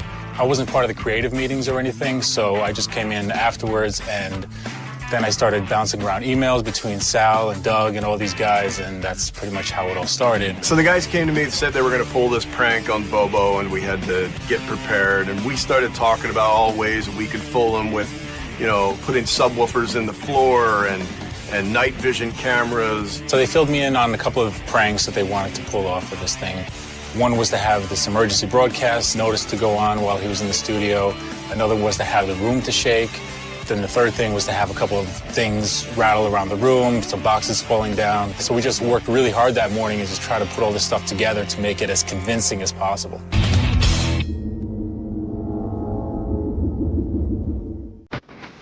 All right, so I'm just going to crack on every camera. I'm a true professional. They said they need me to cover this. I did. We used 4 cameras. We just decided to let it play sort of a little more natural, played it wide, and at the moment that it called for, we would kill the lights and you would see darkness, and that's how we did it. Geniuses. The faders aren't doing it here for my C&D shot. You know, this isn't my board. I could do it with the grand. Let's do that. That's probably the easiest and best option. I'm wondering if we still hide that night vision camera somewhere close. Just for extra coverage, I had an extra camera that had night vision capabilities on it, so I put that on Howard's desk.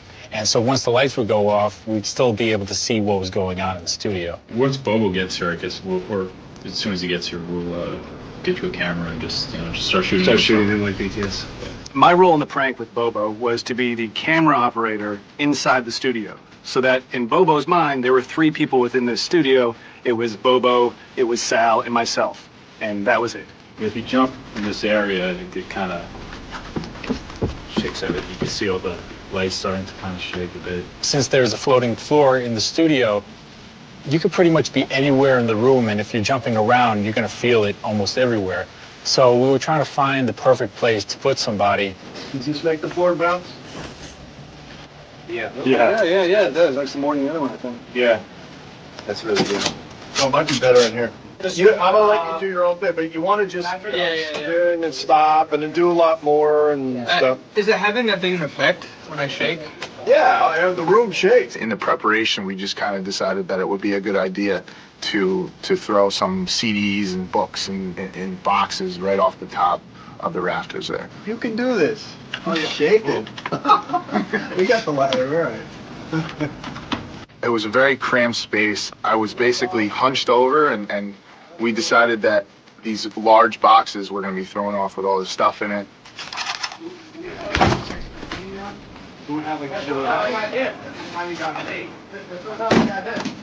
My role in the prank was to hide under Benji's desk and shake it to simulate an earthquake, and also to knock some of the CDs off the desk. I'm right under Benji's desk. You want me to like just have them drop or kind of fly past the space? Drop them. Because Yeah. if he gets hit in the face, we can get a lot of trouble. If the room was really shaking, they wouldn't go like flying to the side. Just gradually push them, you know? Okay. Guys, you know where the RTSs are in the control room? Behind the door? Right behind when you walk in the door, they're hanging up on some posts. Just grab as many of them as you need. We wanted to make sure that all the guys hiding out in the studio could be able to get proper direction from the control room. So they all had headsets on, and Scott was able to give, specific cues whenever necessary. Hi, Scott. Hi! Get those fucking mics up already. The guys created a fake EAS alert, and we had this, basically a fake news story. So we had to figure out how to get it into the studio without anybody here in Howard's room hitting the board. We were hiding speakers around the studio, so it sounded kind of like this booming alarm coming in. You bang on the door, say, guys, we can't get in. There's a bomb in the building. We got to get out, and then let just Bobo struggle for it for the longest time. Then hit the thing and let him just pull back, and run out. The emergency broadcast signal is going to go on, and then just balancing can just go on, just on and off throughout the rest of the No, that's it, and then just cover it, right? Yeah. We did a couple of rehearsals just to make sure everything would flow smoothly once Bobo was actually in the studio. Here we go. Song number 1, Hi, My Name Is by Eminem. Guy likes to say hi, likes to rap. It's my kind of guy. Right. Let's go. What the hell is that? Song number 2. What's with the shaking, guys? What's going on, man? Scott.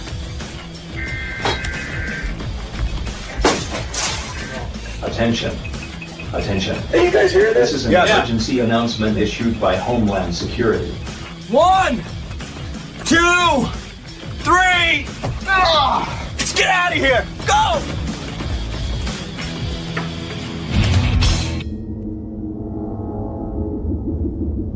Finally, the end of the world is here. It's the day it's supposed to happen, and Bobo takes off to come hang out at the Howard Stern show. So how serious could he have been?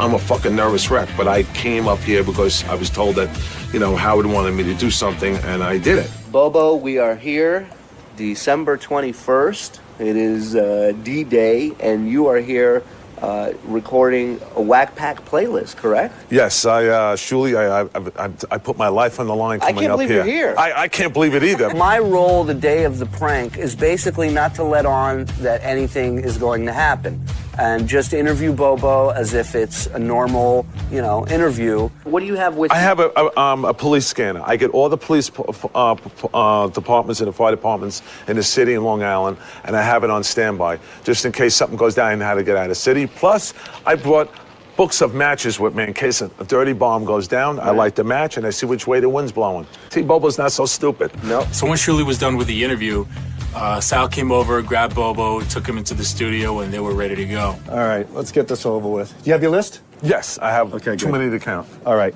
All right. Sal started interviewing me, and I started going through the Whack Pack playlist. 1, 2, 1, 2. So what you're going to do is you're going to say, hey, it's Bobo. Welcome to the Whack Pack playlist on Howard TV. And then we'll do another cut. Welcome to Bobo's playlist on Howard 100 and on Howard 101.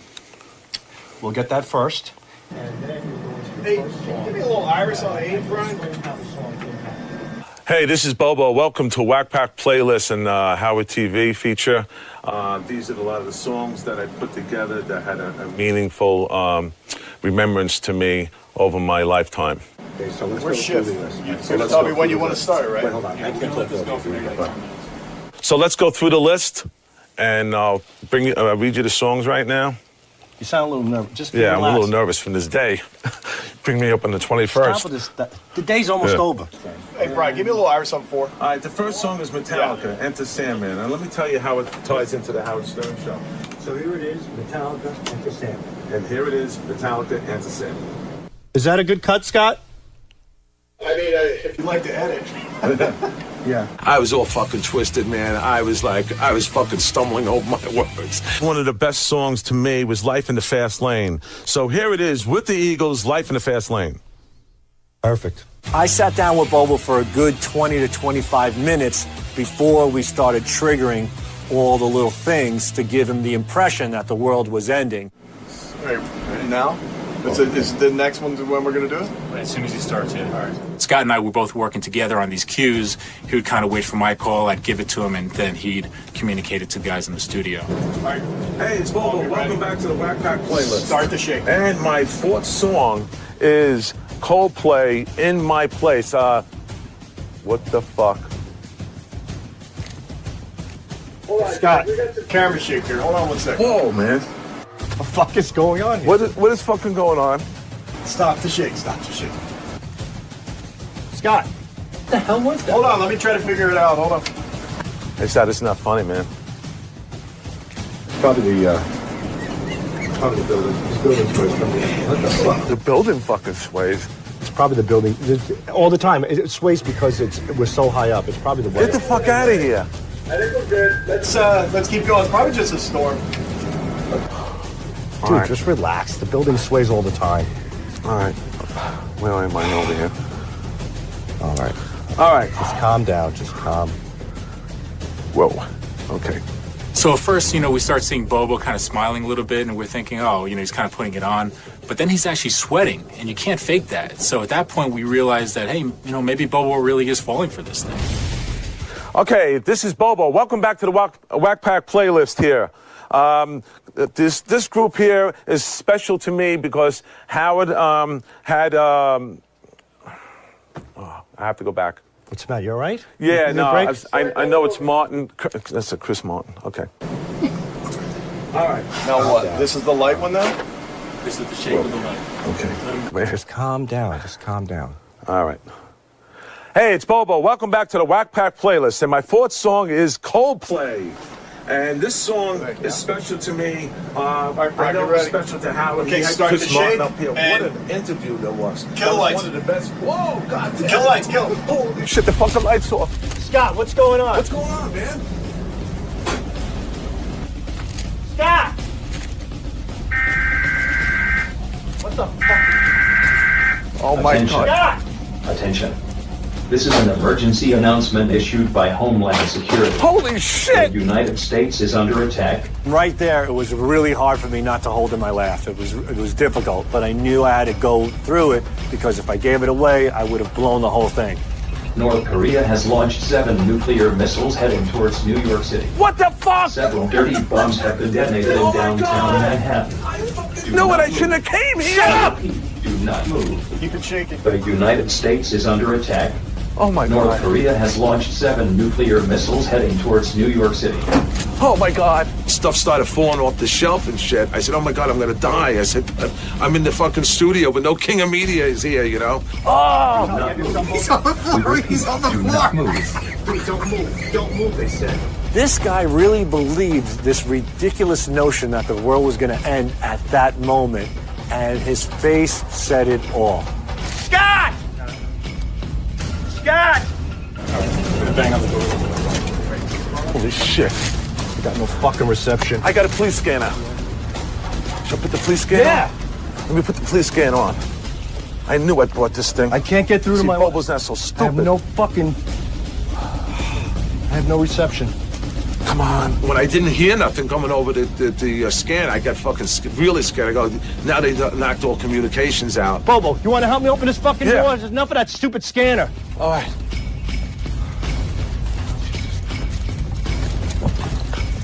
Fucking pull it. Guys, can you hear me? Open it! Can you hear me? Open the fucking door! Holy shit. It's all fucking magnetic up here, that's why. Guys! that? Oh my God. Bubba, close the door. Come on. Count to three. Hold on. Just get up. 1, 2, 3. Get the fuck out of here. This way. We're going to get out of the building. I would think that Bobo would wonder why there's a camera guy just hanging out in the hallway when everyone else just left the building. But it seemed like it didn't really occur to him. So it was good because we were able to get the footage in the hallway that we needed. Where do we fucking go? What do you mean get out of the building? He was running in all these different directions, and we're like, you know what? We kind of looked at each other, and we said, hey, let's keep this thing going a little bit. I can't believe I'm gonna fucking die in the fucking studio that I so much fucking loved. I'm gonna fucking die here. I really thought something really happened in the city. We're fucking trapped like rats. Just sit tight like they said. We just have to wait. I'm a very sensitive guy, and I was starting to think that it was all gonna go down, and I was gonna lose my family. I was gonna die here in the studio. My wife was right. She's, oh my God, I should have fucking came here. She told me that. Now they're fucking home and I'm over here. I'm stuck here. And Howard's not even here to at least fucking die with him. Dude, that's what you're thinking about right now? I got 3 kids at home. You worried about Howard not saying goodbye to you, asshole? When Sal was still trying to sell this thing to Bobo, some of the guys in the studio were clearly getting impatient because I think Patrick actually opened up the door a little bit to see what was going on. Holy shit. What the fuck is that? You'd think he'd kind of figure it's a prank or try to ask, hey, why is there a door opening? But it seemed like he didn't really care, so it was very strange at that point.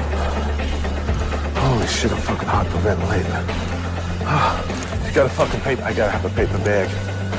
You gonna throw up? No, I'm fucking hyperventilating. All right, sit down on the couch. We got him a bag to breathe into because he was hyperventilating.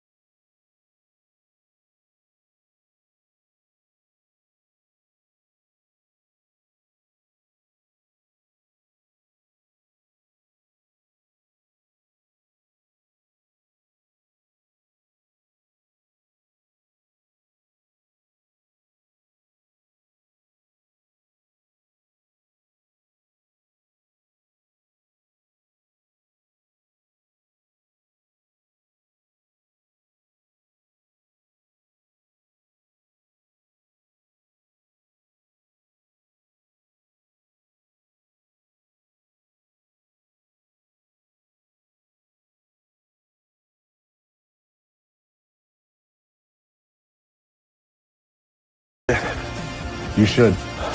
Whether or not Bobo was really falling for it or whether he was just kind of goofing on us in a way, like he just didn't buy it, really didn't matter. It was still pretty funny regardless, so we had a good time with it anyway. This is genuine, bro. This really went down to me. In my mind, I thought was really, really happening. Hands down and case closed on that one, man. You have to punish Bobo for stupidity. On the streets of Manhattan, and I'm an idiot. I thought the world was going to end, and I got to look for some takers now. Oh, hello, ma'am. I'm an idiot. I thought the world was going to end. Did you think the world was going to end? No, I think we're doing just fine. Thank you. Right? Yeah. Okay. Thank you. I'm an idiot. I thought the world was going to end. Did you think the world was going to end? Excuse me, sir. I'm an idiot. I thought the world was going to end. I'm an idiot. I thought the world was going to end. Did you think the world was going to end? No. No? Not at all? Nope. You have no nothing to say about it? Nope. No. Okay. Hi, how are you? Oh, you on the phone? Okay, so.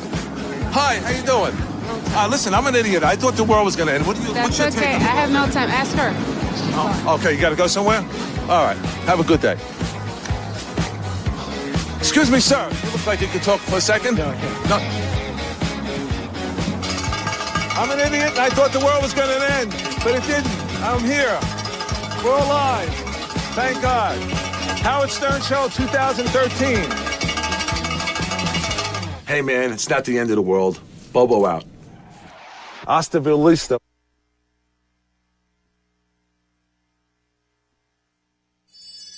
Hey, Artie, I got a question for you. Really, a serious question. Now, you talk about... Shut that off, all right? Seriously, shut it off. No, I want it off, because this is something that shouldn't be... I want to ask... Shut the fucking thing off! Ladies and gentlemen, we present to you The Ronnie Mund Show. Well, he's 5'6", but he still does security. A player with the women, despite a gray goatee. Yeah, the little Jew jeans got an attitude. Some say he's feisty or just downright rude. He's got a gray suit with a turtleneck, keeping whack packers all in check. We call him old man like he's 84. He's driving a limo shouting, "Let's fuck some hoes!" He's Ronnie Mund and it's a Ronnie Mund Show. He's Ronnie Mund and it's a Ronnie Mund Show. He's Ronnie Mund and it's the Ronnie Mund Show. He's Ronnie Mund and it's the Ronnie Mund Show. What the fuck, man? What's your problem? What's up, you Mund maniacs? I'm Richard. And I'm Sal. Welcome back to the show. I had enough of this camera bullshit. I swear to God, now I had enough. Leading off this episode, we find Ronnie in yet another one of his little predicaments, as comparisons to a tiny celebrity guest leave Ronnie piping mad. All right, we got to bring in Vern. Oh, you're not meeting me? No. Oh. Shut up, asshole. Ronnie Stunt Double's here today. Vern Troyer. Why do you think that's funny? I didn't know Vern Troyer had a smaller twin brother. You don't know why? I'm talking games. I heard of Mini Mund. Good. Mini Mund. I don't find that funny. Fuck yourself, too. Yeah, sign this fucking thing for fucking charity, please. Ron? Can I sign this motherfucker as Mini Mund? Buddy? Can I write Mini Mund? Al? Don't be a douchebag. Just fucking sign it. Sorry, I gotta scratch my balls. It's about time for a shave. They're getting hairy. Asshole. Mini Mund has mega attitude. Two of you. Go suck my cock. Little man, big attitude. Fuck yourself. Ronnie Mund, little man, big attitude. You jackass. Little man, big attitude. What the fuck is wrong with you? It's fucking nuts. Will you stop with the fucking signs? Jesus Christ. What happened to the sign on your back? There is no sign on my back. Is there anything on his back? There's nothing on his back. It never got on my back. Greg? There's nothing on there. Well, I saw it. It never made it on my back, though. I know you saw it because you were in there with your buddy Sal, probably. He got it on your back. No, he didn't. You met the great Ronnie Mund? You have. I saw it on your back. How did you see it on my back? There was a cross.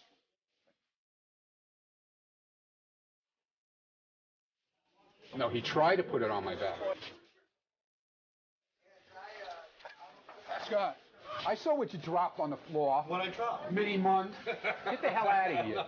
Get the fuck out of here. Okay, watch the tape. Are we here at the great Ronnie Mund? Are we here at the great Ronnie Mund? Oh, Mini Mund, when will you learn to accept your little body? That'll happen as soon as he ditches those 3-inch lifts on his shoes. Look at the lifts on the heels in the back of that. That's the way the shoes are made. Come on, dude. Fuck you, cocksucker. That guy's got the footwear collection of a teenage girl. And the phone habits of one. Ronnie is always on the horn. What's wrong with making a phone call? I can't make a phone call now? Check out yet another one of Ronnie's important phone calls while on the job. I'm not saying anything terrible. I can talk on the phone. And since we're not sure what the other party is saying, let us fill you in on the details.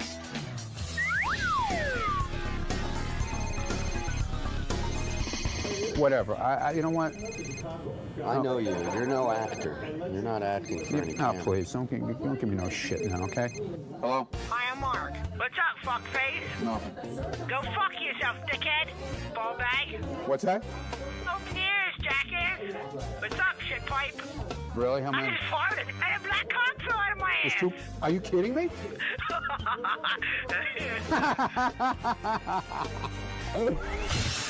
And now, let's take a look at a segment we like to call As the Mund Turns.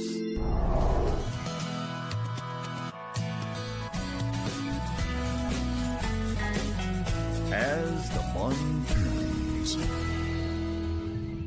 The only one that ever gave me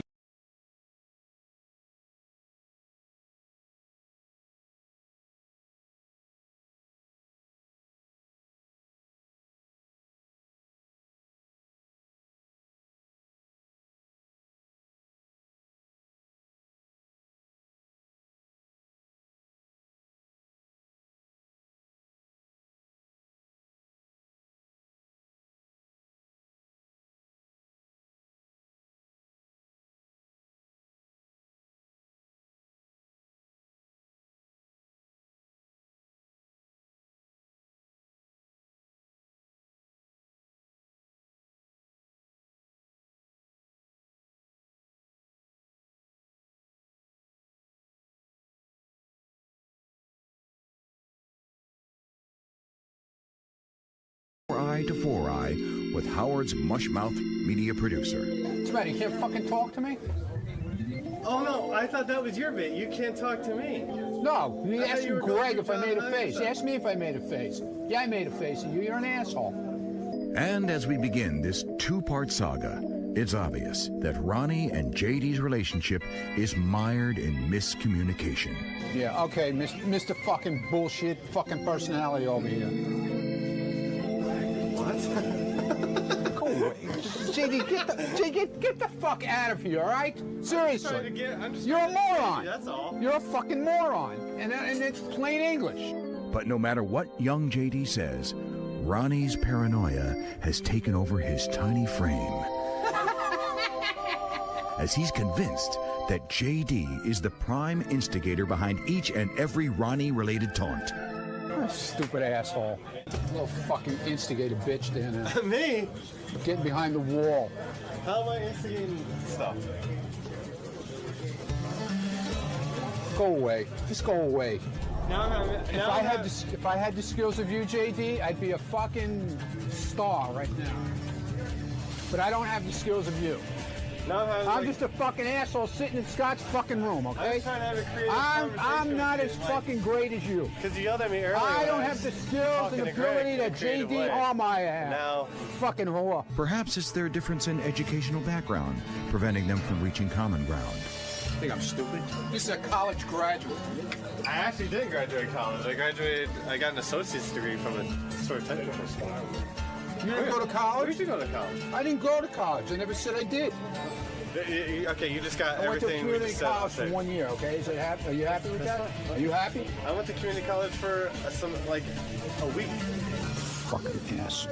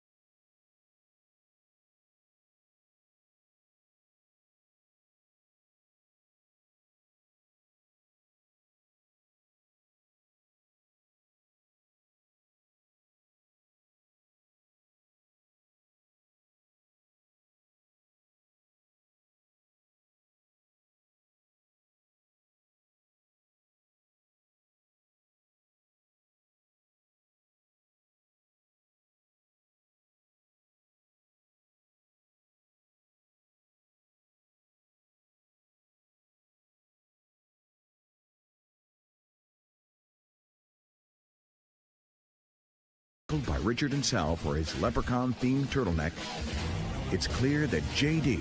is the only one who truly makes him see red.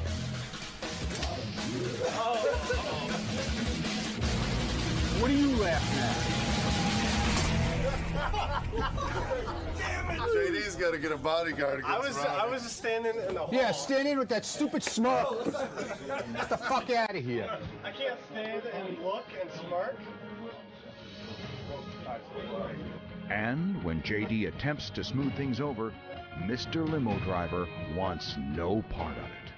Would you like to apologize for almost injuring me? No. Absolutely not. Either way, it's abundantly clear that this quarrel isn't ending anytime soon. You see how it is trying to, just have a conversation with Ronnie? I don't want to have a conversation with you. So, as J.D. leaves dejected, we can't help but wonder, will Ronnie ever be at peace with young J.D.? You're not okay, and I'm not okay with you.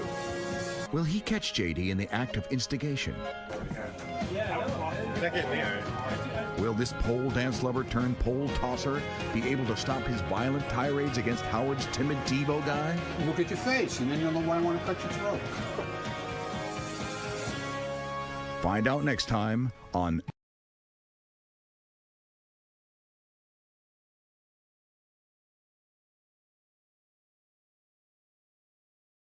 Hope Ronnie decides to go easy on JD. He's really being unfair to that mushmouth.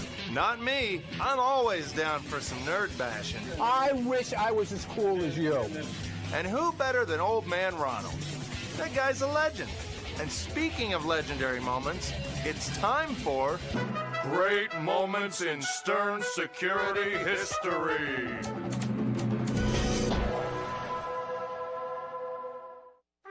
On a Tuesday morning in mid-June, Howard Stern and Artie Lang's appetites were growing more ravenous by the minute. Meanwhile, outside of the studio, there was only one man capable of satisfying the king of all media and his portly sidekick's hunger, Ronnie Mund. With his ability to transfer and separate sandwiches into two separate bags, Mund displayed a calm and cool demeanor that only an undersized security guard in a pinstripe suit could. And as he began his triumphant march toward the studio door, the loudmouth limo driver knew a seemingly impossible task lay ahead of him. Maneuvering his way into the crowded room full of bright lights and co-workers alike, Ronnie shut out all obstacles and put his fancy footwork to use, persevering until the two low-fat grilled chicken sandwiches had reached their destination. And while Ronnie may have slipped past his distracted co-workers unnoticed, we say thank you, Ronald.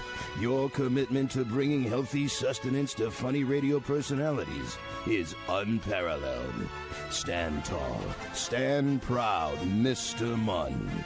Your actions rank among the top in great moments in Stern security history. No average-sized guard could possibly maneuver low-fat sandwiches the way he does. I'm getting them right now, okay? You just fucking got here. Sir Ronald, we salute you. Now let's get back inside Ron's head with another segment of Mundane Thoughts with Ronnie Mund.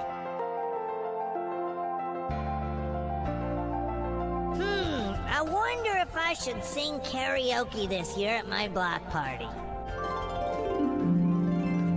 Sing karaoke? Are you out of your mind? Do you remember the Hopey Copey?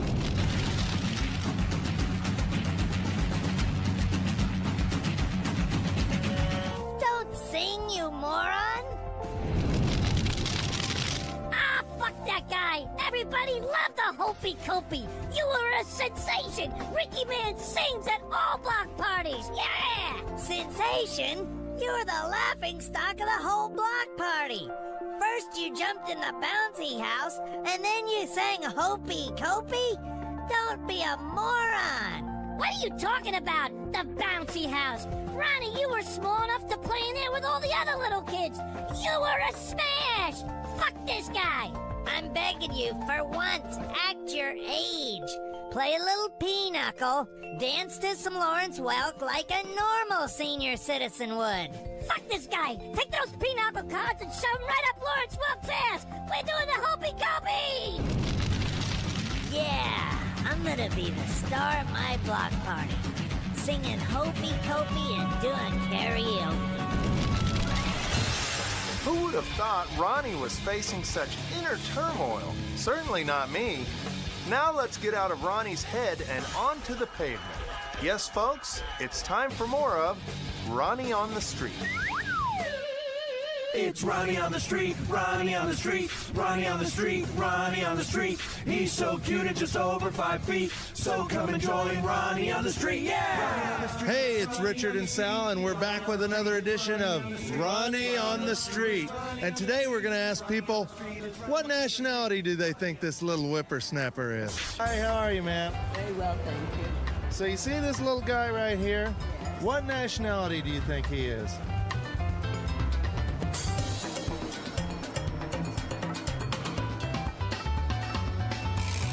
Probably, he looks like a cross between a German or a very unhappy American. Russian. Something Middle Eastern of some kind. This looks like a little bit Irish and Spanish mix. I guess Italian would have been the first one. Greek or Italian. Looks like an old Italian motherfucker. What makes you think that? Because the way he's dressed. His dress, wearing his look. He looks like an old mobster, that's why. I know, just has that fucking arrogant look on his face. Now, would you be surprised if we told you he's Jewish? He's not. Is he really? Now, you ready for a big shock? What, he's Polish? He's Jewish. Let me holla at him real quick. Okay. What's his last name? Mund. I'd believe it. He's really Jewish? Wow, I'm impressed. Really? Is he really Jewish? Yeah. Wow. All right. Do you think he looks Jewish? Not really. I think he's afraid to look Jewish. Why do you think he has such an intimidating look? Do you think he's doing that to hide the fact that he's Jewish? No, probably because he's so short. I think he's small, he's short, he probably has a small dick. Why do you think he doesn't want to look Jewish? Who wants to look Jewish? He's kind of like a Guido Jew. I would say a Guido Jew. A Jew-gene. A Jew-gene. Do you think by him trying to look Italian, he's more appealing to women? No. No.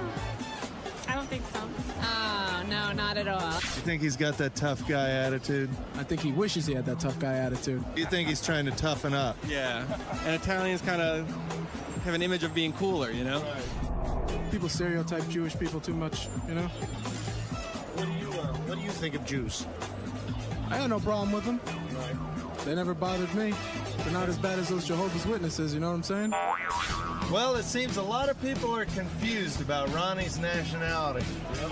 But I think there's one thing we can all agree on. He's an asshole. Ronnie on the street, yeah! Well, that brings us to the end of today's episode, full of Mund madness. But there's plenty more madness to come. Yeah! Yeah! Yeah! So don't miss the next episode, or we'll sick a 5'7" bodyguard on you. Don't make the old man throw his back out, okay? Ooh, I'm scared. Okay, here we go. Ronnie on the street. Ron, I can't hear myself. What the fuck are you doing? Here we go. Ready? Fuck face, hit it. It's Ronnie on the street. Ronnie on the street. Ronnie on the street. Ronnie on the street. He's so cute and just over 5 feet. So come and that's one. So come and join. Jesus, my first take. It's Ronnie on the street. Am I taping? So come and join Ronnie on the street. Yeah. I just gotta fix that part. So come and join Ronnie on the street, yeah! I just fucked up that so come and join. Does this sound good? So come and, Ronnie on the street, Ronnie on the street. Right, so cute and just all, hit it again. Ronnie on the street, Ronnie on the street, Ronnie on the street. All right, dude. So come and join Ronnie on the street, yeah! That was good, right? I don't know if I call it good, but it'll work. Right. especially for this dog shit episode. Get the fuck out of here, you and your fucking... Leave her out of here, you and your songs and your movies and your Ronnie shows.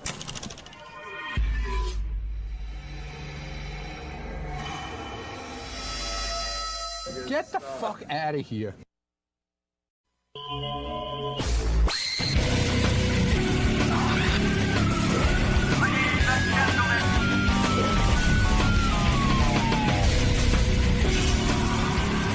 Good morning, Jimmy. Hey now, what's up? Welcome back. Oh, thank you. It's good to be back. How are you this morning? It's good. You don't have enough of these shots of me walking down the hall while you're walking backwards? No, just constant B-roll. Right. That's all we want. Great. So what brings you back east?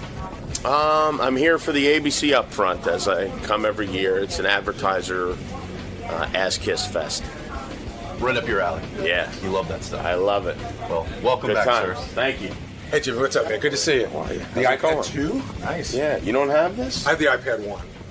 I don't use it. Gadget Gary should have that. You know what? I only use it when I travel. I have it because of Howard, who insisted that I get it, and I really felt I didn't need it, and he turned out. Do you need it? No. I don't want to. Right. That's exactly what I think. That's, it's so funny you say that. I'll get the new one. If somebody gave it to me, I'd love to have it. But Yeah, exactly. I'm not going to go pay $800 for another one. Yeah. All right, let me put up a note. Let them know that you're here. Okay. You're good till 8:15ish. Yeah, exactly. And Nugent's coming in at 8. Yeah, Cleto ran into him on the street yesterday. Oh, is that right? Let me put up a note. Let him over here. Hey, Jimmy Kimmel's here. I should bring him in. He's only here till 8 o'clock, but you know, like when Jimmy hangs out on the show. Absolutely. It's Upfronts week, huh? Yeah, he's in town for the Upfronts. That's where the networks get together with their advertisers. And hey, they Jimmy. bring in Jimmy, who's getting thinner and thinner. Skinny Jimmy. I saw him on his show the other night. I was like, look at Jimmy.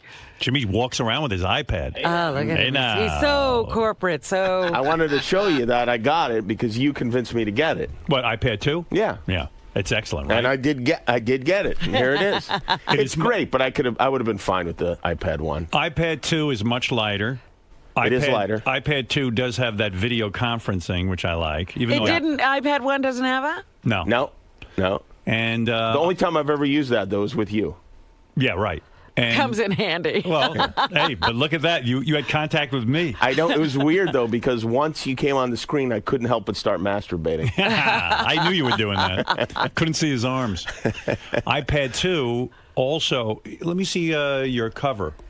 Oh, yeah, I have the cover that I got you rid of open that. it and it magically. You did. I got a nice case cover because I don't like You the can back. get rid of that? I don't want the back getting scratched. Oh, up. the back being exposed? Yeah, because the reason I got this cover is because of you also. Now Yeah, you've well, disposed of it. I switched. You've led me astray again. Tell people why you're in town this week. And okay. All right. You're in town for something called the Upfronts, but explain what they are. There's a very confusing event that goes on in television every year. All the advertisers gather, and then the networks tell the advertisers about the new shows that they have coming up. Right.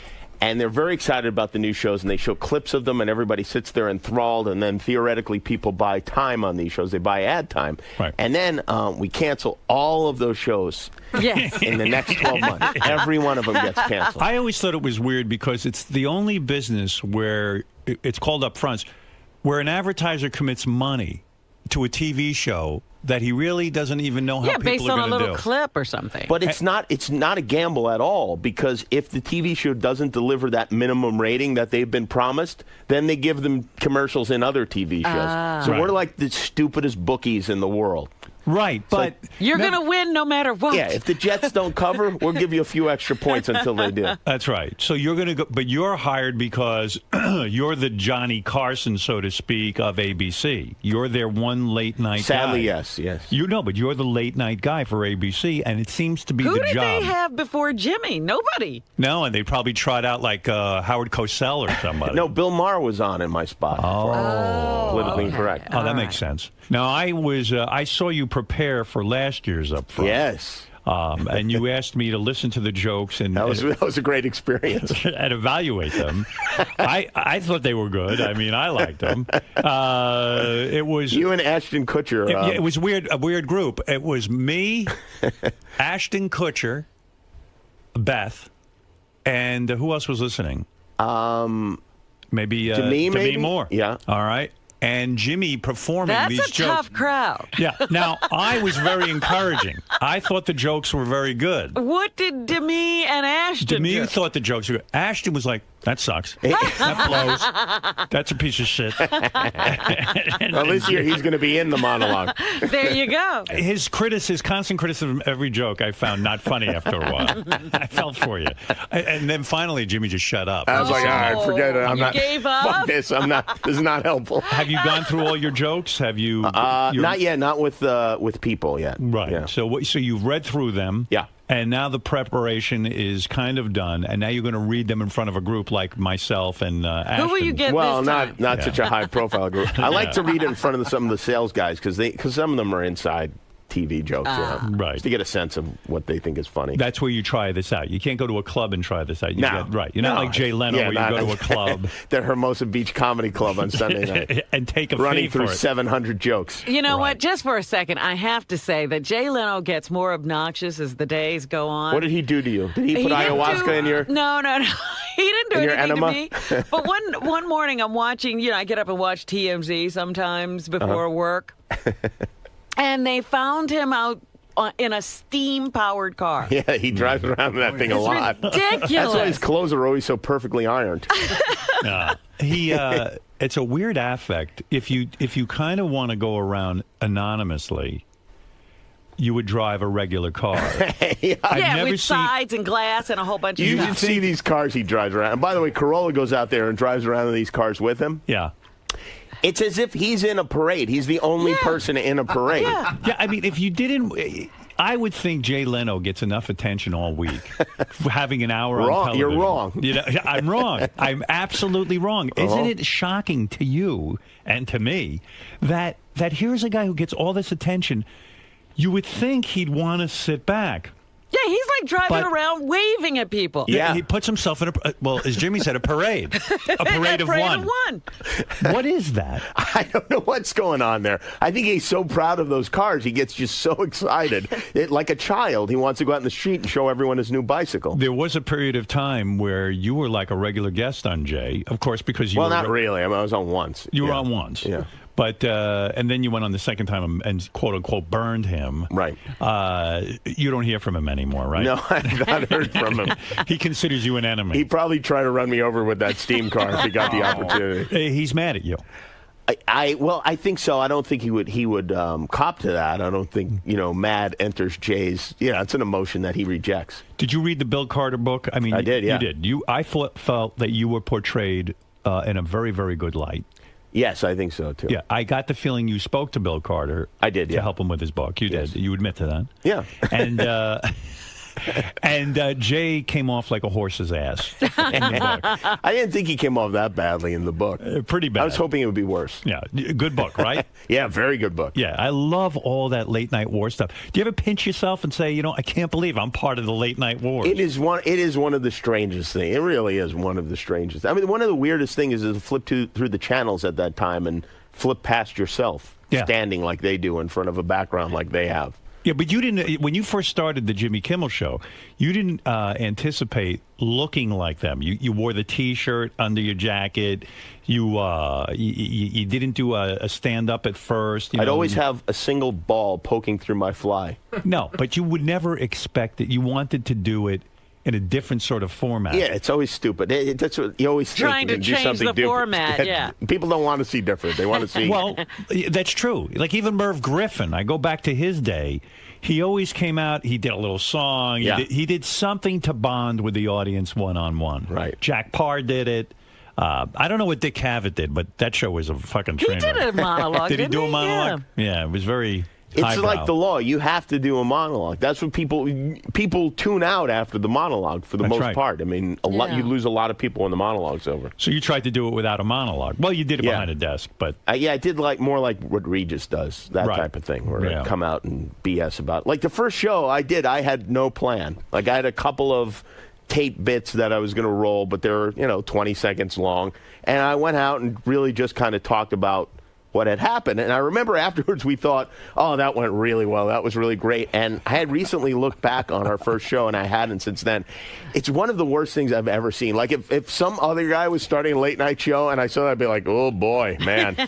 Tough night for Jimmy, huh? That is not going to work. The only thing I remember about your first show is that the plan was to allow the audience to drink. Yes. To have a bar. Yeah. And the ABC did away with that in 2 seconds because people were like vomiting, right? Someone vomited during that. That's never happened since, but somebody did vomit during the first show. Well, it hasn't happened since because you stopped the bar. I guess said so, it's a liability, right? That's what it was. Yeah. I mean, if someone legally drank themselves into a coma, ABC might be liable. That's right. That's what I was hoping for. Yeah, to bring the network down. So the drinking stopped, but the guests are allowed to drink. The guests are allowed to drink. Yeah. Right. You have a whole bar set up back there. Yeah. Right. We have a whole deal. Will you ever incorporate the bar setup you have backstage into the on-air show? Now, by that I mean, I've been backstage at your show, and it is packed with celebrities. Only when you're there. No, it's packed with celebrities. They drink. Yeah. They mingle with the public. It is a wild scene. In a way, what about a spin-off of a reality show just called Jimmy's Bar? And really, people would love to see what goes on back there, or incorporate it into the end of the show for a minute, roll some tape from there. Or would that ruin the fun? I think that would probably change the vibe back there. I think it would suddenly become, you'd have to have another show then following the show behind that show. I see. So is there anyone who shows up too often at the celebrity bar back there that has to be turned away? Andy Dick used to. Dick had to be removed from the bar because it was free booze and celebrities. Why would Andy be showing up all the time? Andy did show up. I don't know, about maybe 6 months ago, and had to be thrown out, which is it's a bummer for me. It's like, he comes on the show sometimes. He's always funny when he comes on, but then you have to, like, your security guys are throwing him out. Yeah, right. You can't have him there driving everyone crazy. Some days he's welcome, and some days he's not. Right. So Andy kind of lived at the bar for a while. Well, backstage. I wouldn't say he lived there, but yeah, he'd come by and visit. There'd be certain people he'd be interested in coming to say hello to. So he would make it like a regular thing. Like he'd show up like, let's go over to Jimmy. I don't know what time Jimmy's Bar opens up, but like, let's say 4 o'clock. 4 o'clock, he'd somehow make it there. Yeah, well, not quite that early, but yeah, he'd come and oftentimes be escorted from the premises. Did you have to personally say something to him about it? No, I hide upstairs. I have to stay away from him. Do they tell you? Andy Dick's afterwards, down there. they told me the whole story. Has anyone ever tried to get in and couldn't and called you personally and said, "Listen, Jimmy, I really would love to be hanging out at your bar scene back there, and they won't let me in"? No, I don't think so. No, there's got to be. I don't think so. Somebody. No, really, I'm trying to think. I would tell you if there was, but I don't know. We let everyone in until they do something bad. And then we'll let them in again until they do something bad. But who decides who can get into that bar? In other words, what is the process? In other words, if I'm a guy who appeared on a sitcom and I was only on for like 3 weeks. If you've been on our show, in general, you'd be welcome to come back. You can come. Yeah. Does someone become loserish if they show up too often? In other words, sure. It would be a big deal, like maybe if I showed up to the bar one time. But then if I started showing up every week, then you guys would start to really think I was odd. Well, right? you could, because there have to be better things to do than that. You're not so special and people anymore. forget, we're trying to work. Now, one of the things I haven't been able to speak to you about, because you haven't been here in a long time, is the Baba Booey. Oh, yes. The Baba Booey. Are you two speaking I also want to again? talk about Fred, who's behind me right now, too, because I just feel like just so much damage has been done, and I think it's Greg Fitzsimmons' fault also. What's going on with you and Fred? I'm not aware of that. I'm aware of. Oh, stop it, Fred. Every once in a while, you have to understand, I listen to the show, I listen to each show at least 3 times, so I know, I know every second of everything that's happened, and every once in a while, Fred will burst out with a oh, yeah, well, according to Jimmy Kimmel, I don't know what the fuck I'm talking about. It's like...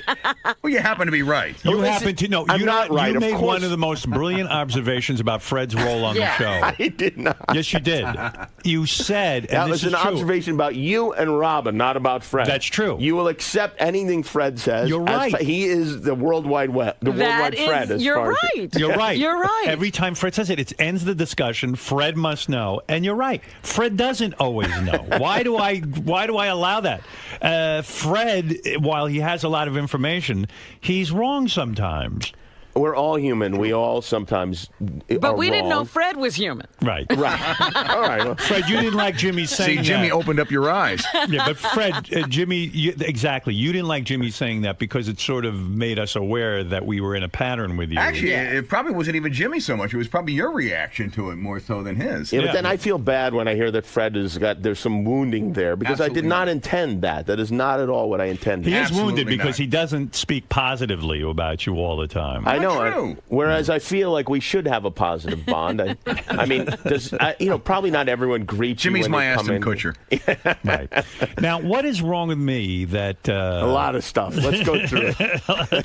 How was I at your party that you recently threw for me? I thought you were great at the party, right? Was I not socializing? Was I... I thought you were socializing. I was socializing. I had a great time. You invited many, many celebrities. That's right. And you have informed me that at this party you threw for me, Ben Affleck and his beautiful wife, Jennifer Garner, were there. Yeah. You say he was standing right next to me for a period of time during the night. It's a weird thing. Let me I tell didn't you, notice him. There's a number of people that never spoke to you, that came to the party because of you. They didn't come because of me. Right. That didn't speak to you. I feel Ben Affleck and his wife came to the party because of you. Well, because why wouldn't the guy say hello to me? Because it's not, believe me, they wanted to say hello to you. That's why they came to the party. Right. But I think that it was hard because, why? Because people were talking to you and you don't want to, especially when you're a celebrity, you don't want to have to kind of stand and stick your head in the middle of a conversation, you know? Right. So I think that people were trying to be respectful and eventually time ran out. But why didn't you walk up to me and go, hey, Howard? Because I didn't know till afterwards. I had no idea. How did you find out? Plus, I was out of my mind. He was out of his mind. Yeah. I mean, I was on ayahuasca. I think so. It's not a drug, though. No, it's not. It's a tea. It's a ceremony. I don't watch you during the party. What's he up to? Well, that's funny. what I'm glad you don't watch me. I don't watch Jimmy that much during the party, but at one point, Jimmy had set up this time, instead of his band room, he set it up to be karaoke. Right. And from what I understand from his girlfriend, Molly, Jimmy had spent days testing this karaoke over and over. I took the day off work again. on Friday so I could get it fixed. Sound checks, everything. Literally, making sure it worked.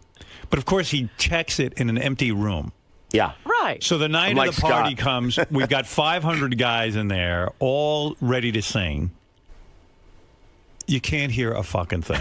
The music you can't hear. You can't hear. Why is that? Does he just have the little karaoke system? He doesn't have it through a PA? No. Should have hired a karaoke guy. Yeah, but I don't want a guy there. I understand. But anyway. Yeah. So people were singing to themselves? You couldn't hear anyone. Like the beautiful Dax's girlfriend. Kristen Bell. Kristen Bell. She evidently can sing. For real. And I'm sitting next to her, and I hear she's ready to sing. And I hear when she's singing, she's good. I'm the only one who can hear her. No one can hear. That's all that mattered. Yeah, but come on. No one can hear. So it's your party. I want to make sure only you can hear. So I look over. Everybody's singing to you. And I guess Jimmy was tired by that time of the night. Oh. Because he looked a little out of it. And I see him. He didn't care anymore. I see out of the corner of my eye, Jimmy is just staring. Now he's just staring. Now it's going on 20 minutes.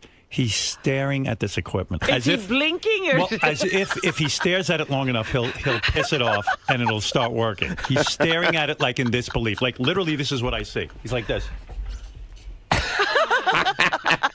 Jimmy's just staring at this equipment. And I go, oh, this poor fucking guy.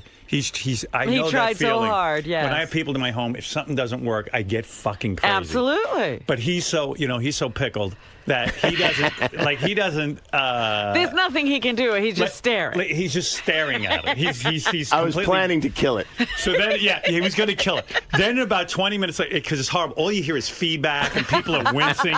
People are leaving. Oh. It wasn't that bad. Like Gary Shandling almost came into the room and then I saw him leave because it was so loud and it wasn't working and people were leaving. It was a bummer. Yeah. So then Jimmy finally crouches down. Now he's staring at it, but he's crouching down. He's closer to the equipment. And then he starts to fiddle with some knobs. And I know he doesn't know what he's doing. Right. And I was going to go over and help him. And I go, I'm not going to be a help. It's fucked. We're done. It's finished. It was over. Well, there was one guy who was kind of a ringer that Stamos brought in, who was a really good singer and keyboard player, which I felt kind of ruined the vibe a little bit because really? Oh, is that? I didn't realize that's what he had done. Part of the fun to me is that no one knows how to play play their instruments. Right. And when one person really knows how to play it's like it's playing basketball with Shaq all of a sudden. Right. It's like it's no fun. Everybody just keeps passing to Shaq. Yeah, exactly. And so I was trying to keep him a little lower than everybody else. And is that what you were doing in the corner? Yeah, that was one of my things. Jimmy, I don't know I don't think Jimmy knows what he was doing in the corner, but I felt bad. His whole party, he's staring at this piece of equipment. He's staring it down over and over again. I have a complicated relationship with my AV system. Yeah. That's another weird thing with your party, Stamos. Like he doesn't bring a girl. Yeah, this time he didn't bring a girl. Although I can't blame him because each time he brings a girl to anything that we go to, we then have the analysis afterwards. Right. And, but it's kind of you look forward. You look forward to seeing that's who true. John's he should bring a girl. He should bring a hot girl for us. Yeah, so we could look at her. Yeah, yeah. It was kind of a bummer. And then he's walking around like looking to talk and stuff. It's like, go get a girl. Yeah, it's like go if a talk guy to owns a girl. a beer company, he should bring a couple of 12-packs along with him. But I want to thank you for that party once again. It was a lot of fun. It was great. I was talking to George Clooney and his girlfriend for a half hour. Yeah. And I was like, wow, I really feel like I'm in show business. I rarely ever feel like I'm in show business because, first of all, I don't get invited to a lot of showbiz parties. That's number one. You do. But number two, you but go you to don't bed go. at 6:30 at night. Yeah, right. Yeah.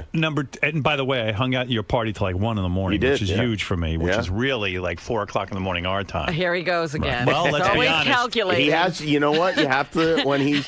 I was on my game. I was not going to fuck up the party. But finally I was begging Beth, please, let's go. Please, I'm begging of you. I mean, it was enough already. But, yeah. I was at the party, and I'm talking to, like, George Clooney, and suddenly I'm feeling like, this is a great party because it's in my honor. Therefore, anyone here doesn't hate me. Right. You're safe. Yes. Yeah, I don't have to feel like Jimmy's already vetted everyone to see if they even like me. Oh, the vetting that goes on. Yeah. But Jimmy's carries said, ramifications that go on throughout the year. But Jimmy's having a party, so since it's in my honor, it's only people who might appreciate me. Right. You know what I mean? You don't have to worry about Yoko Ono rounding the corner. Right, yeah, Yoko didn't show up. So thank God. Like, there's a guy who's a big fan of yours who then I felt really kind of bad about. I forgot because I'd had Chris O'Donnell. You know Chris O'Donnell? Sure. Yeah, sure. Oh, he listens all the time. We should have invited him. Well, I didn't think of it because he'd been on like a couple of years ago, and then he came back last week. He's like, oh, yeah, party sounded great. Aww. That's the guy who played Robin, right? Yeah. He could be your Robin. What's he doing now? He he's had on a TV show, He right? still has one, yeah. He's on it's one of those CSIs. CSIs? With LL Cool J. Yeah. Oh. Not CSI, but... L.A. Law. I don't know. One of those I don't know. One of those CBS shows. And you say Matt Damon and Ben Affleck were there. Yep. Those are big guys, right? Big guys in the industry. Yeah. That would have been someone interesting for me to talk to. And neither one of them spoke to you. No, you know what? They didn't speak to me at my own party. Well, I was talking to Jon Favreau for quite some time, and I think that... You think he dominated the conversation? No, I was dying for someone to interrupt that conversation. Nobody did. That's the problem. People see me talking. They don't interrupt. They don't interrupt. Yeah, I like to be swept away by somebody else. Yeah. Was there anybody else there who didn't speak to Howard? Yeah, I don't think Adam Carolla talked to you. Adam, not one word. Not one word. I mean, think he doesn't know you. Yeah, I know Adam. I think Adam just figured you're there. There's other people you wanted to talk to. You know what? He's right. Honestly, between you and me, he's right. When there are other people I'd rather talk. I know Adam already. Yeah, exactly. Yeah, go ahead. Were there people that that called you during the week that wanted to come to the party, but maybe weren't party worthy?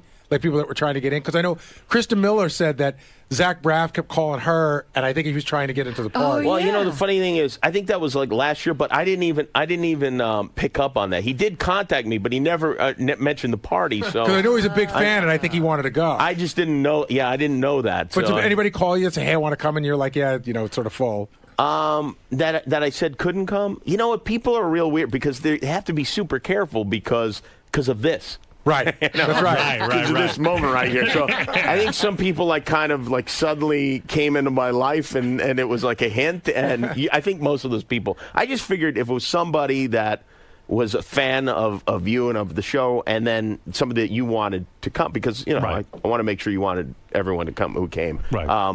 I'd invite them, yeah. I had a great time. I mean, it was really nice for me. It was one of the nicest things anybody's ever done for me because I really am a pariah in this business. You know what I even liked? Like Mary McCormick, my movie wife from Private Parts, was there with her husband. And I love that because I know Mary doesn't think I have any showbiz friends, and which I don't, except for Jimmy. But why does she think that? Well, I can just... I don't know that she thinks that. That's how I feel inside. That's what you perceive. Okay. So I'm walking around, flitting around to all my new showbiz friends, and Mary says to me the other night, "Boy, you have some great friends." I go, I do. I really do. You were happy just because she had to say that. She was totally bamboozled. She had no idea none of those people know me. Oh, that's funny. It was fantastic. That whole party was just worth that moment. I liked it. That's it. I go to parties for other people's enjoyment.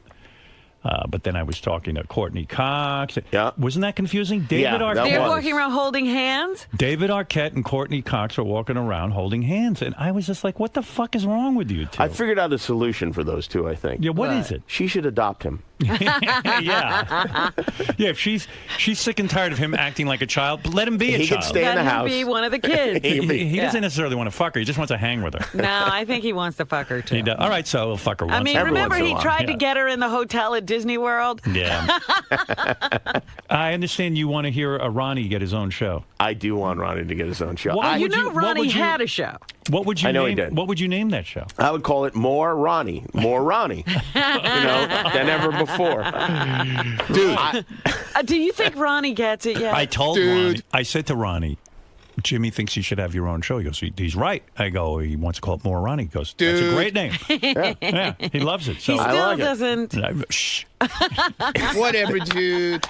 But I was thinking about, you made a passing comment about how Ronnie is the best, and I was thinking about it, and I was thinking he really is the best of all the characters because he may not have the highs that some of the other people have, but as far as batting average goes, I mean, this guy's in there hitting 375. He's consistent. Is year in and year out. That's right. Ronnie is the best. For years, I delighted in Ronnie's stories when he was in the front of my limo. Or off just the air. Yeah, off the air. And I just said, Jesus Christ, and this you is always some feel like fucking you're human being. just scratching the surface with Ronnie. Like there's a whole world between you and Ronnie that we don't know about. Oh, yeah. And you know what? I don't even know what to bring up. Well, this is the thing. I think Twitter has opened a door. Yeah. And we're seeing more of Ronnie. It's liberated him. Yeah. Meanwhile, I realized Ronnie had nothing to tweet.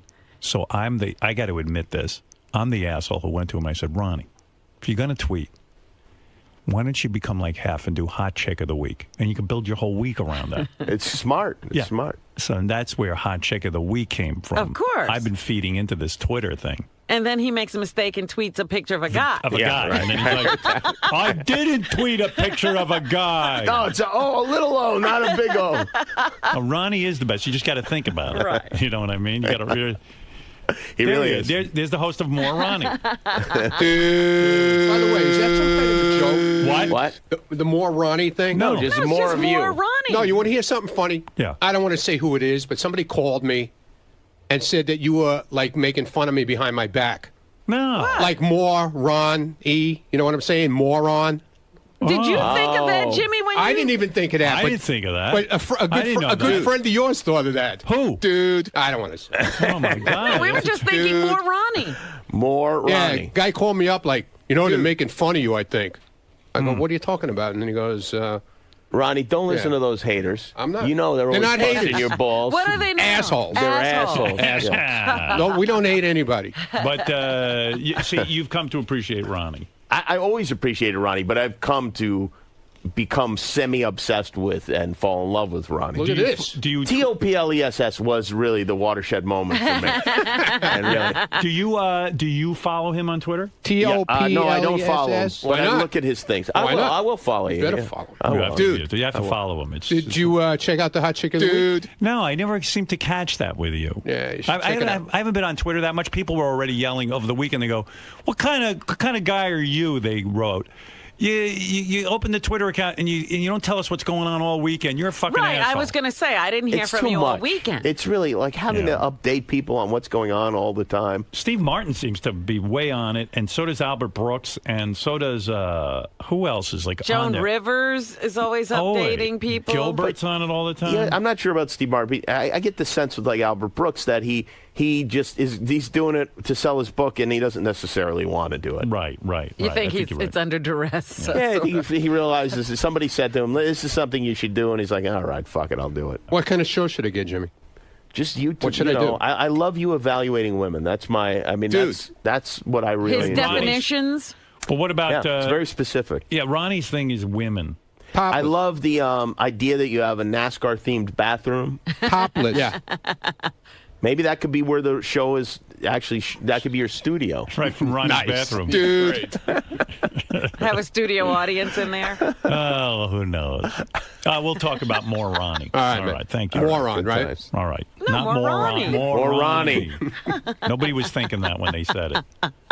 Your friend's paranoid. He's paranoid. Your friend. Well, who was it? Give me his name. Neil? You want me to tell you? Yeah. Wayne Siegel. Oh, Wayne Siegel. Wayne's an asshole. Tell Wayne never to speak to me again. He's just jealous of you. Wayne, They're assholes, Ronnie. Wayne, They're all you assholes. fucking maniac. Why would you tell him that? What's wrong with Wayne? Some people like to ruin everybody's fun. You know? Exactly. I mean, Ronnie's What having is a wrong nice with Wayne? Yeah, way to go, run, Wayne. and now Wayne's making him feel bad about his show. Yeah. I'd love it if that became the show, though. By the way, see Jimmy Kimmel Live weeknights at midnight on ABC. And see Jimmy on the Adam Carolla Live show. What is the Adam Carolla, the podcast? No, he's doing a live show at the Wiltern, and I am going to be his special guest. Adam. What do you Carolla. mean a live show? Adam he'll does be stand-up there. now. Oh, I didn't know. Is he good? He's great. He's great. Not only is he good, he's great at it, and he, unlike almost everyone else, he doesn't repeat stuff. So he'll go into a town and do 6 or 8 shows.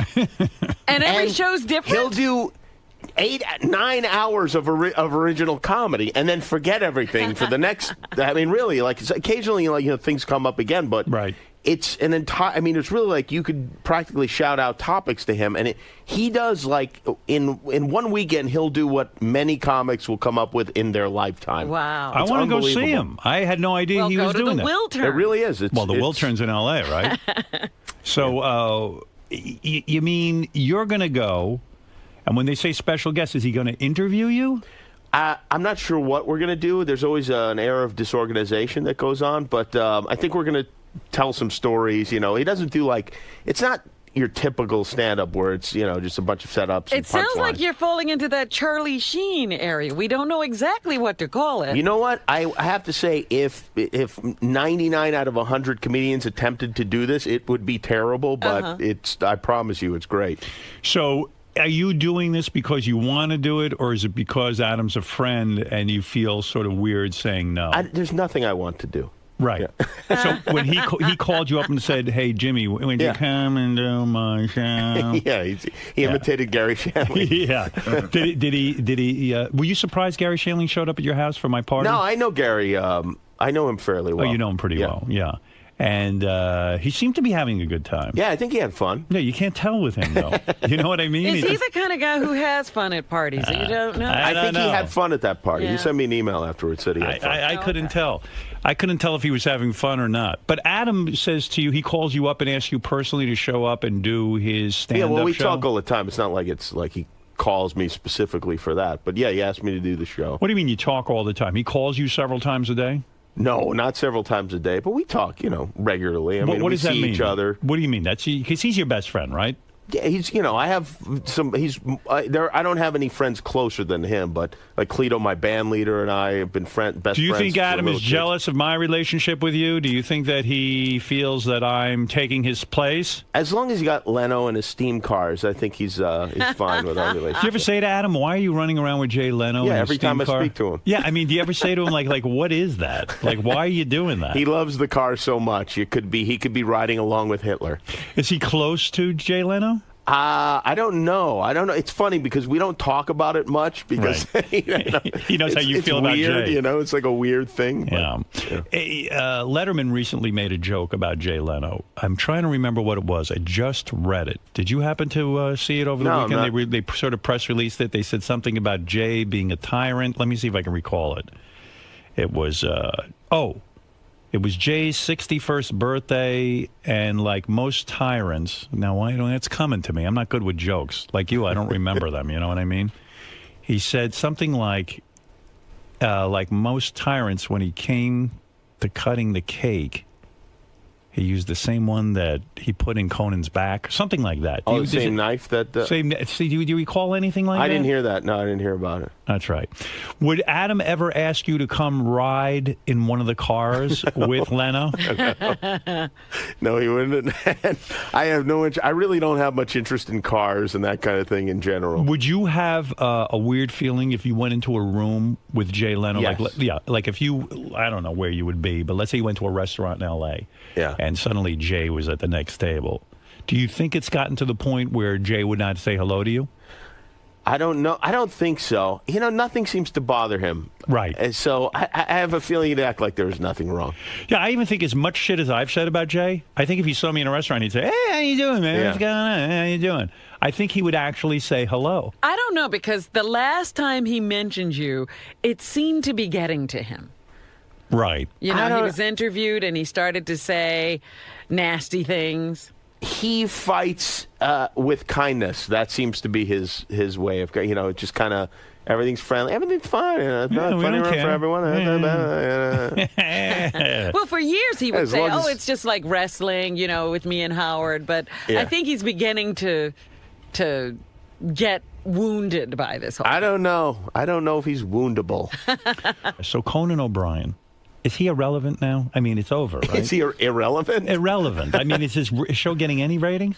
They do well in their target audience, I think. What is their target audience? It's, like 18 to 49-year-olds. I see. So they have people who are watching that thing. Yeah. Because you don't hear a word about them.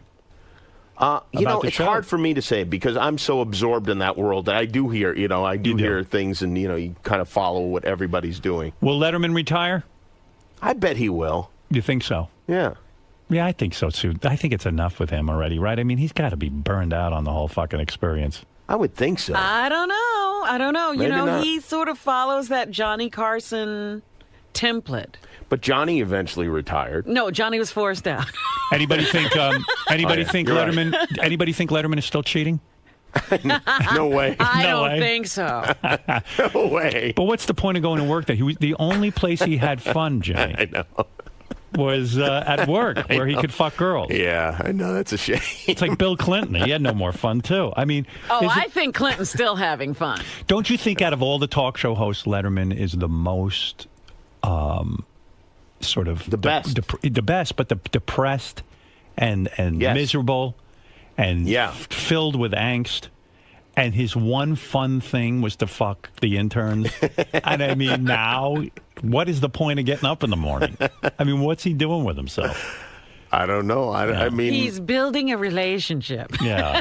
I mean, even that room he had in the back, I hear now, is like a real office, and people go in there. Paved over it. Work in there. King Tut's tomb. Yeah, it's not even fun. It's just filled with cement. Yeah.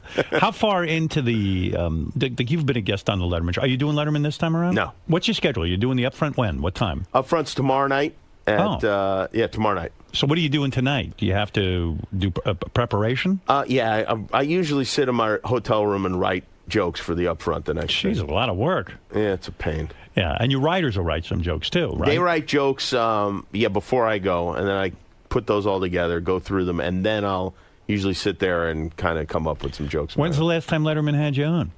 I was on last year. I was here. And were you able to ever get into his inner sanctum? Are you kept in a dressing room like everyone else, or because you are a fellow late night talk show host, were you brought into Dave's inner sanctum?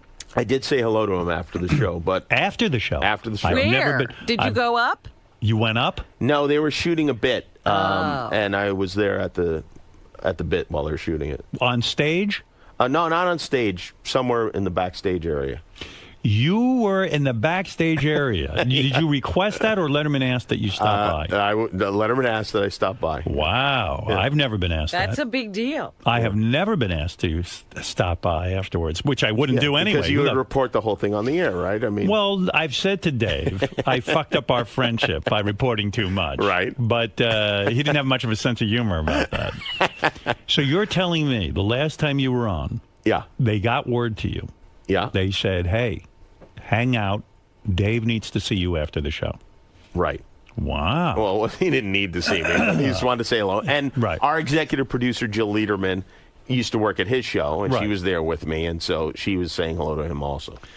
So now you've been summoned. Yes. You would have rather have left, I'm sure, but no. You were happy to be there. I was delighted. Yeah. Okay, so you sat. there. Growing up, you and David Letterman. I mean, that's it for me. So you sat there and waited for Dave. Right. And then you are ushered into the bit area. Mm-hmm. Now, are you waiting for Dave a long time? Or? No, he was there. He was already there. Right there. And then, and in that awkward way, did you go, "Oh, Jimmy, hello," like they were meeting Nixon? More or less. Yeah. So it was a very stiff conversation. I wouldn't say it was stiff. It was, it was funny. I mean, we talked for, I don't know, it was maybe a minute long or something like that. So after all that waiting, there was a 1 wasn't minute. that much waiting. All I had to wait for was You the had to band. have him finish the I just show. finished my segment, and then I was talking to Paul or something afterwards.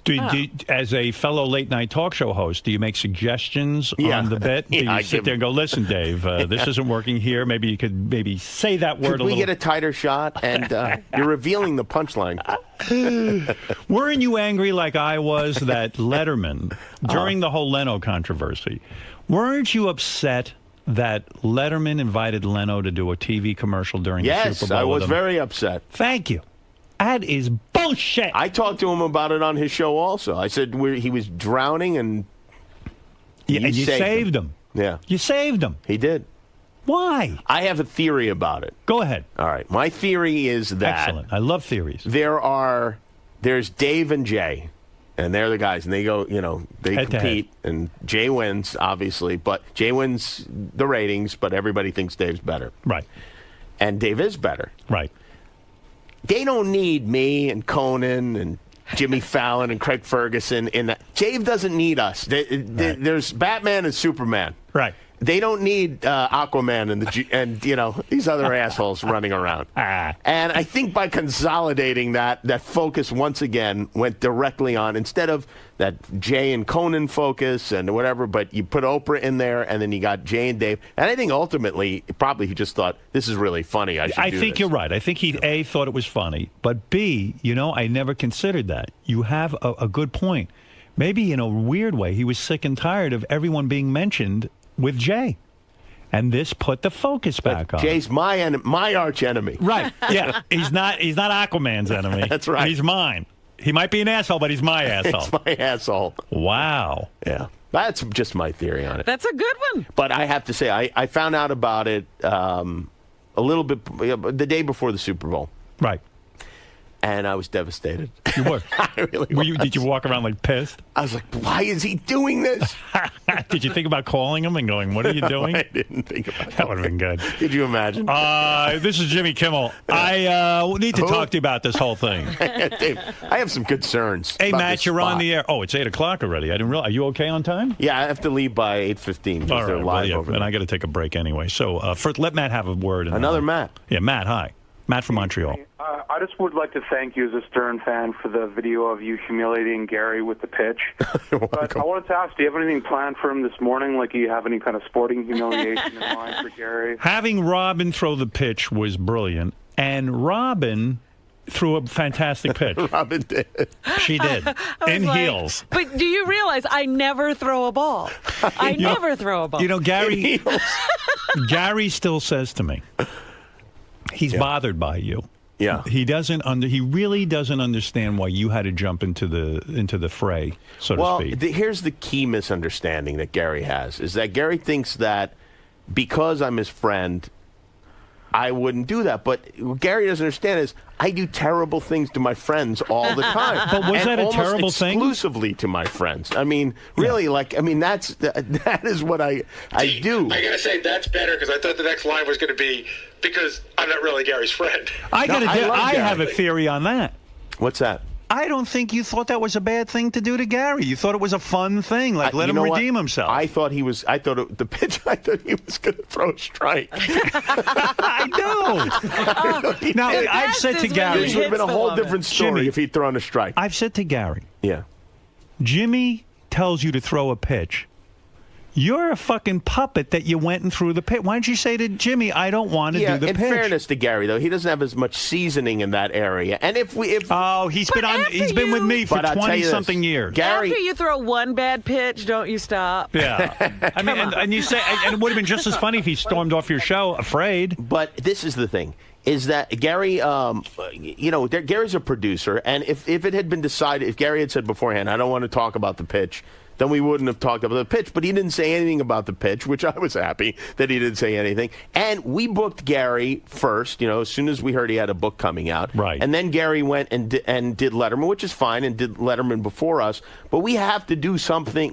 We get these guests after the other guy gets them. Right. I feel like we have to do something different, Were you concerned that after he threw the pitch, he actually hit an audience member in the head? Were you concerned about lawsuits or anything? That's interesting, but it was a safety ball. It wasn't a regular hard ball. So that's why I looked very callous, laughing as a woman got hit in the head with a baseball. But it was a softer version of a baseball. I see. Because when I saw it, I said, this is funny, but Jesus Christ, people are getting hit with a fucking ball in the head. Why is Jimmy in the audience? Why is Jimmy laughing? Jimmy, it's funny to you because it's effortless for you to throw a ball like that from that distance, right? And as a man, you grew up playing ball. Well, even throwing it back to Gary, you see this ease, this naturalness, right? That just happens. The ball just leaves his hand. What is it wrong with Gary that he can't throw that pitch? I mean, Robin did it. I don't think it has anything to do with Gary's athletic ability. I think it has to do with God has a sense of humor, and as long as there's a camera on Gary, he's never going to be able to throw a ball straight. All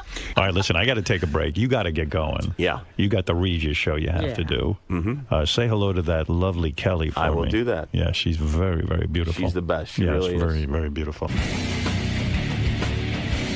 Is the Bowie feud, is it finally over? I mean, did you explain it well enough where Gary's... I hope so. It's up to Gary, really. I mean, I never had it. There's never any bad... I'm the one, I guess, who did the deed. So hopefully, I don't know, we'll find out from Gary, I guess. I hope it is. I pray that it is. But from your side, you didn't really do anything wrong. You didn't throw him under the bus. He had every option available to not throw the pitch. And I don't necessarily agree with that assessment. I think he felt, he would have looked stupid if he decided not to throw the pitch. But what's done is done, and that is that. Thanks, Jimmy. Take care. Good seeing you, man. You're such a huge Ronnie fan. I love Ronnie. Lisa, we got to talk about your stories. Let's walk here for a second. They're starting to become too trivial. Gary, with Jimmy's visit today and also revisiting the pitch and all of that, does that bring back or conjure up any thoughts of, just anger? I guess it appears to be a much bigger deal to everyone else than it is to me and Jimmy. I mean, we sort of worked it out. We've been talking pretty consistently on email, and I think I spoke to him maybe once on the phone. So it's just, we talked about it on the air so that people on the air could hear how we felt about it, but it's not like a big issue. It's not like, oh my God, Jimmy's coming in today. What am I going to do? But I see your relationship, like I was shooting you guys in the green room prior to his appearance, and it just seems very cordial. It doesn't seem as warm as it was. Well, but that's a different thing. That's a different thing and that's not just Jimmy. There's a handful of guests that I have learned not to say too much to, because everything I say to them, they'll take on the air. Whereas they'll say the same thing about me. But I get nervous talking to Jimmy because if you like anything else, I could spend too much time in there, and then Jimmy could walk in and go, oh my God, Gary never shuts up. I had to hear the whole fucking story of his life. So I sort of lay low. So it's attacked because you know how well he's aware of the nuances Listen, of the show. Jay Thomas is the same thing. There's Adam Carolla a little bit, not as much. He's pretty cool. But there's a couple of guys that will, sometimes you're thinking of material for the show, and I'm the last person they spoke to before they walked in. So, let me goof on Gary. So I tend to sort of lay back now. So it has nothing to do with any type of resentment or any layover from No, not at all. You both have moved past this part of your life. Yeah, I just don't want to be the butt of Jimmy's joke again. Right.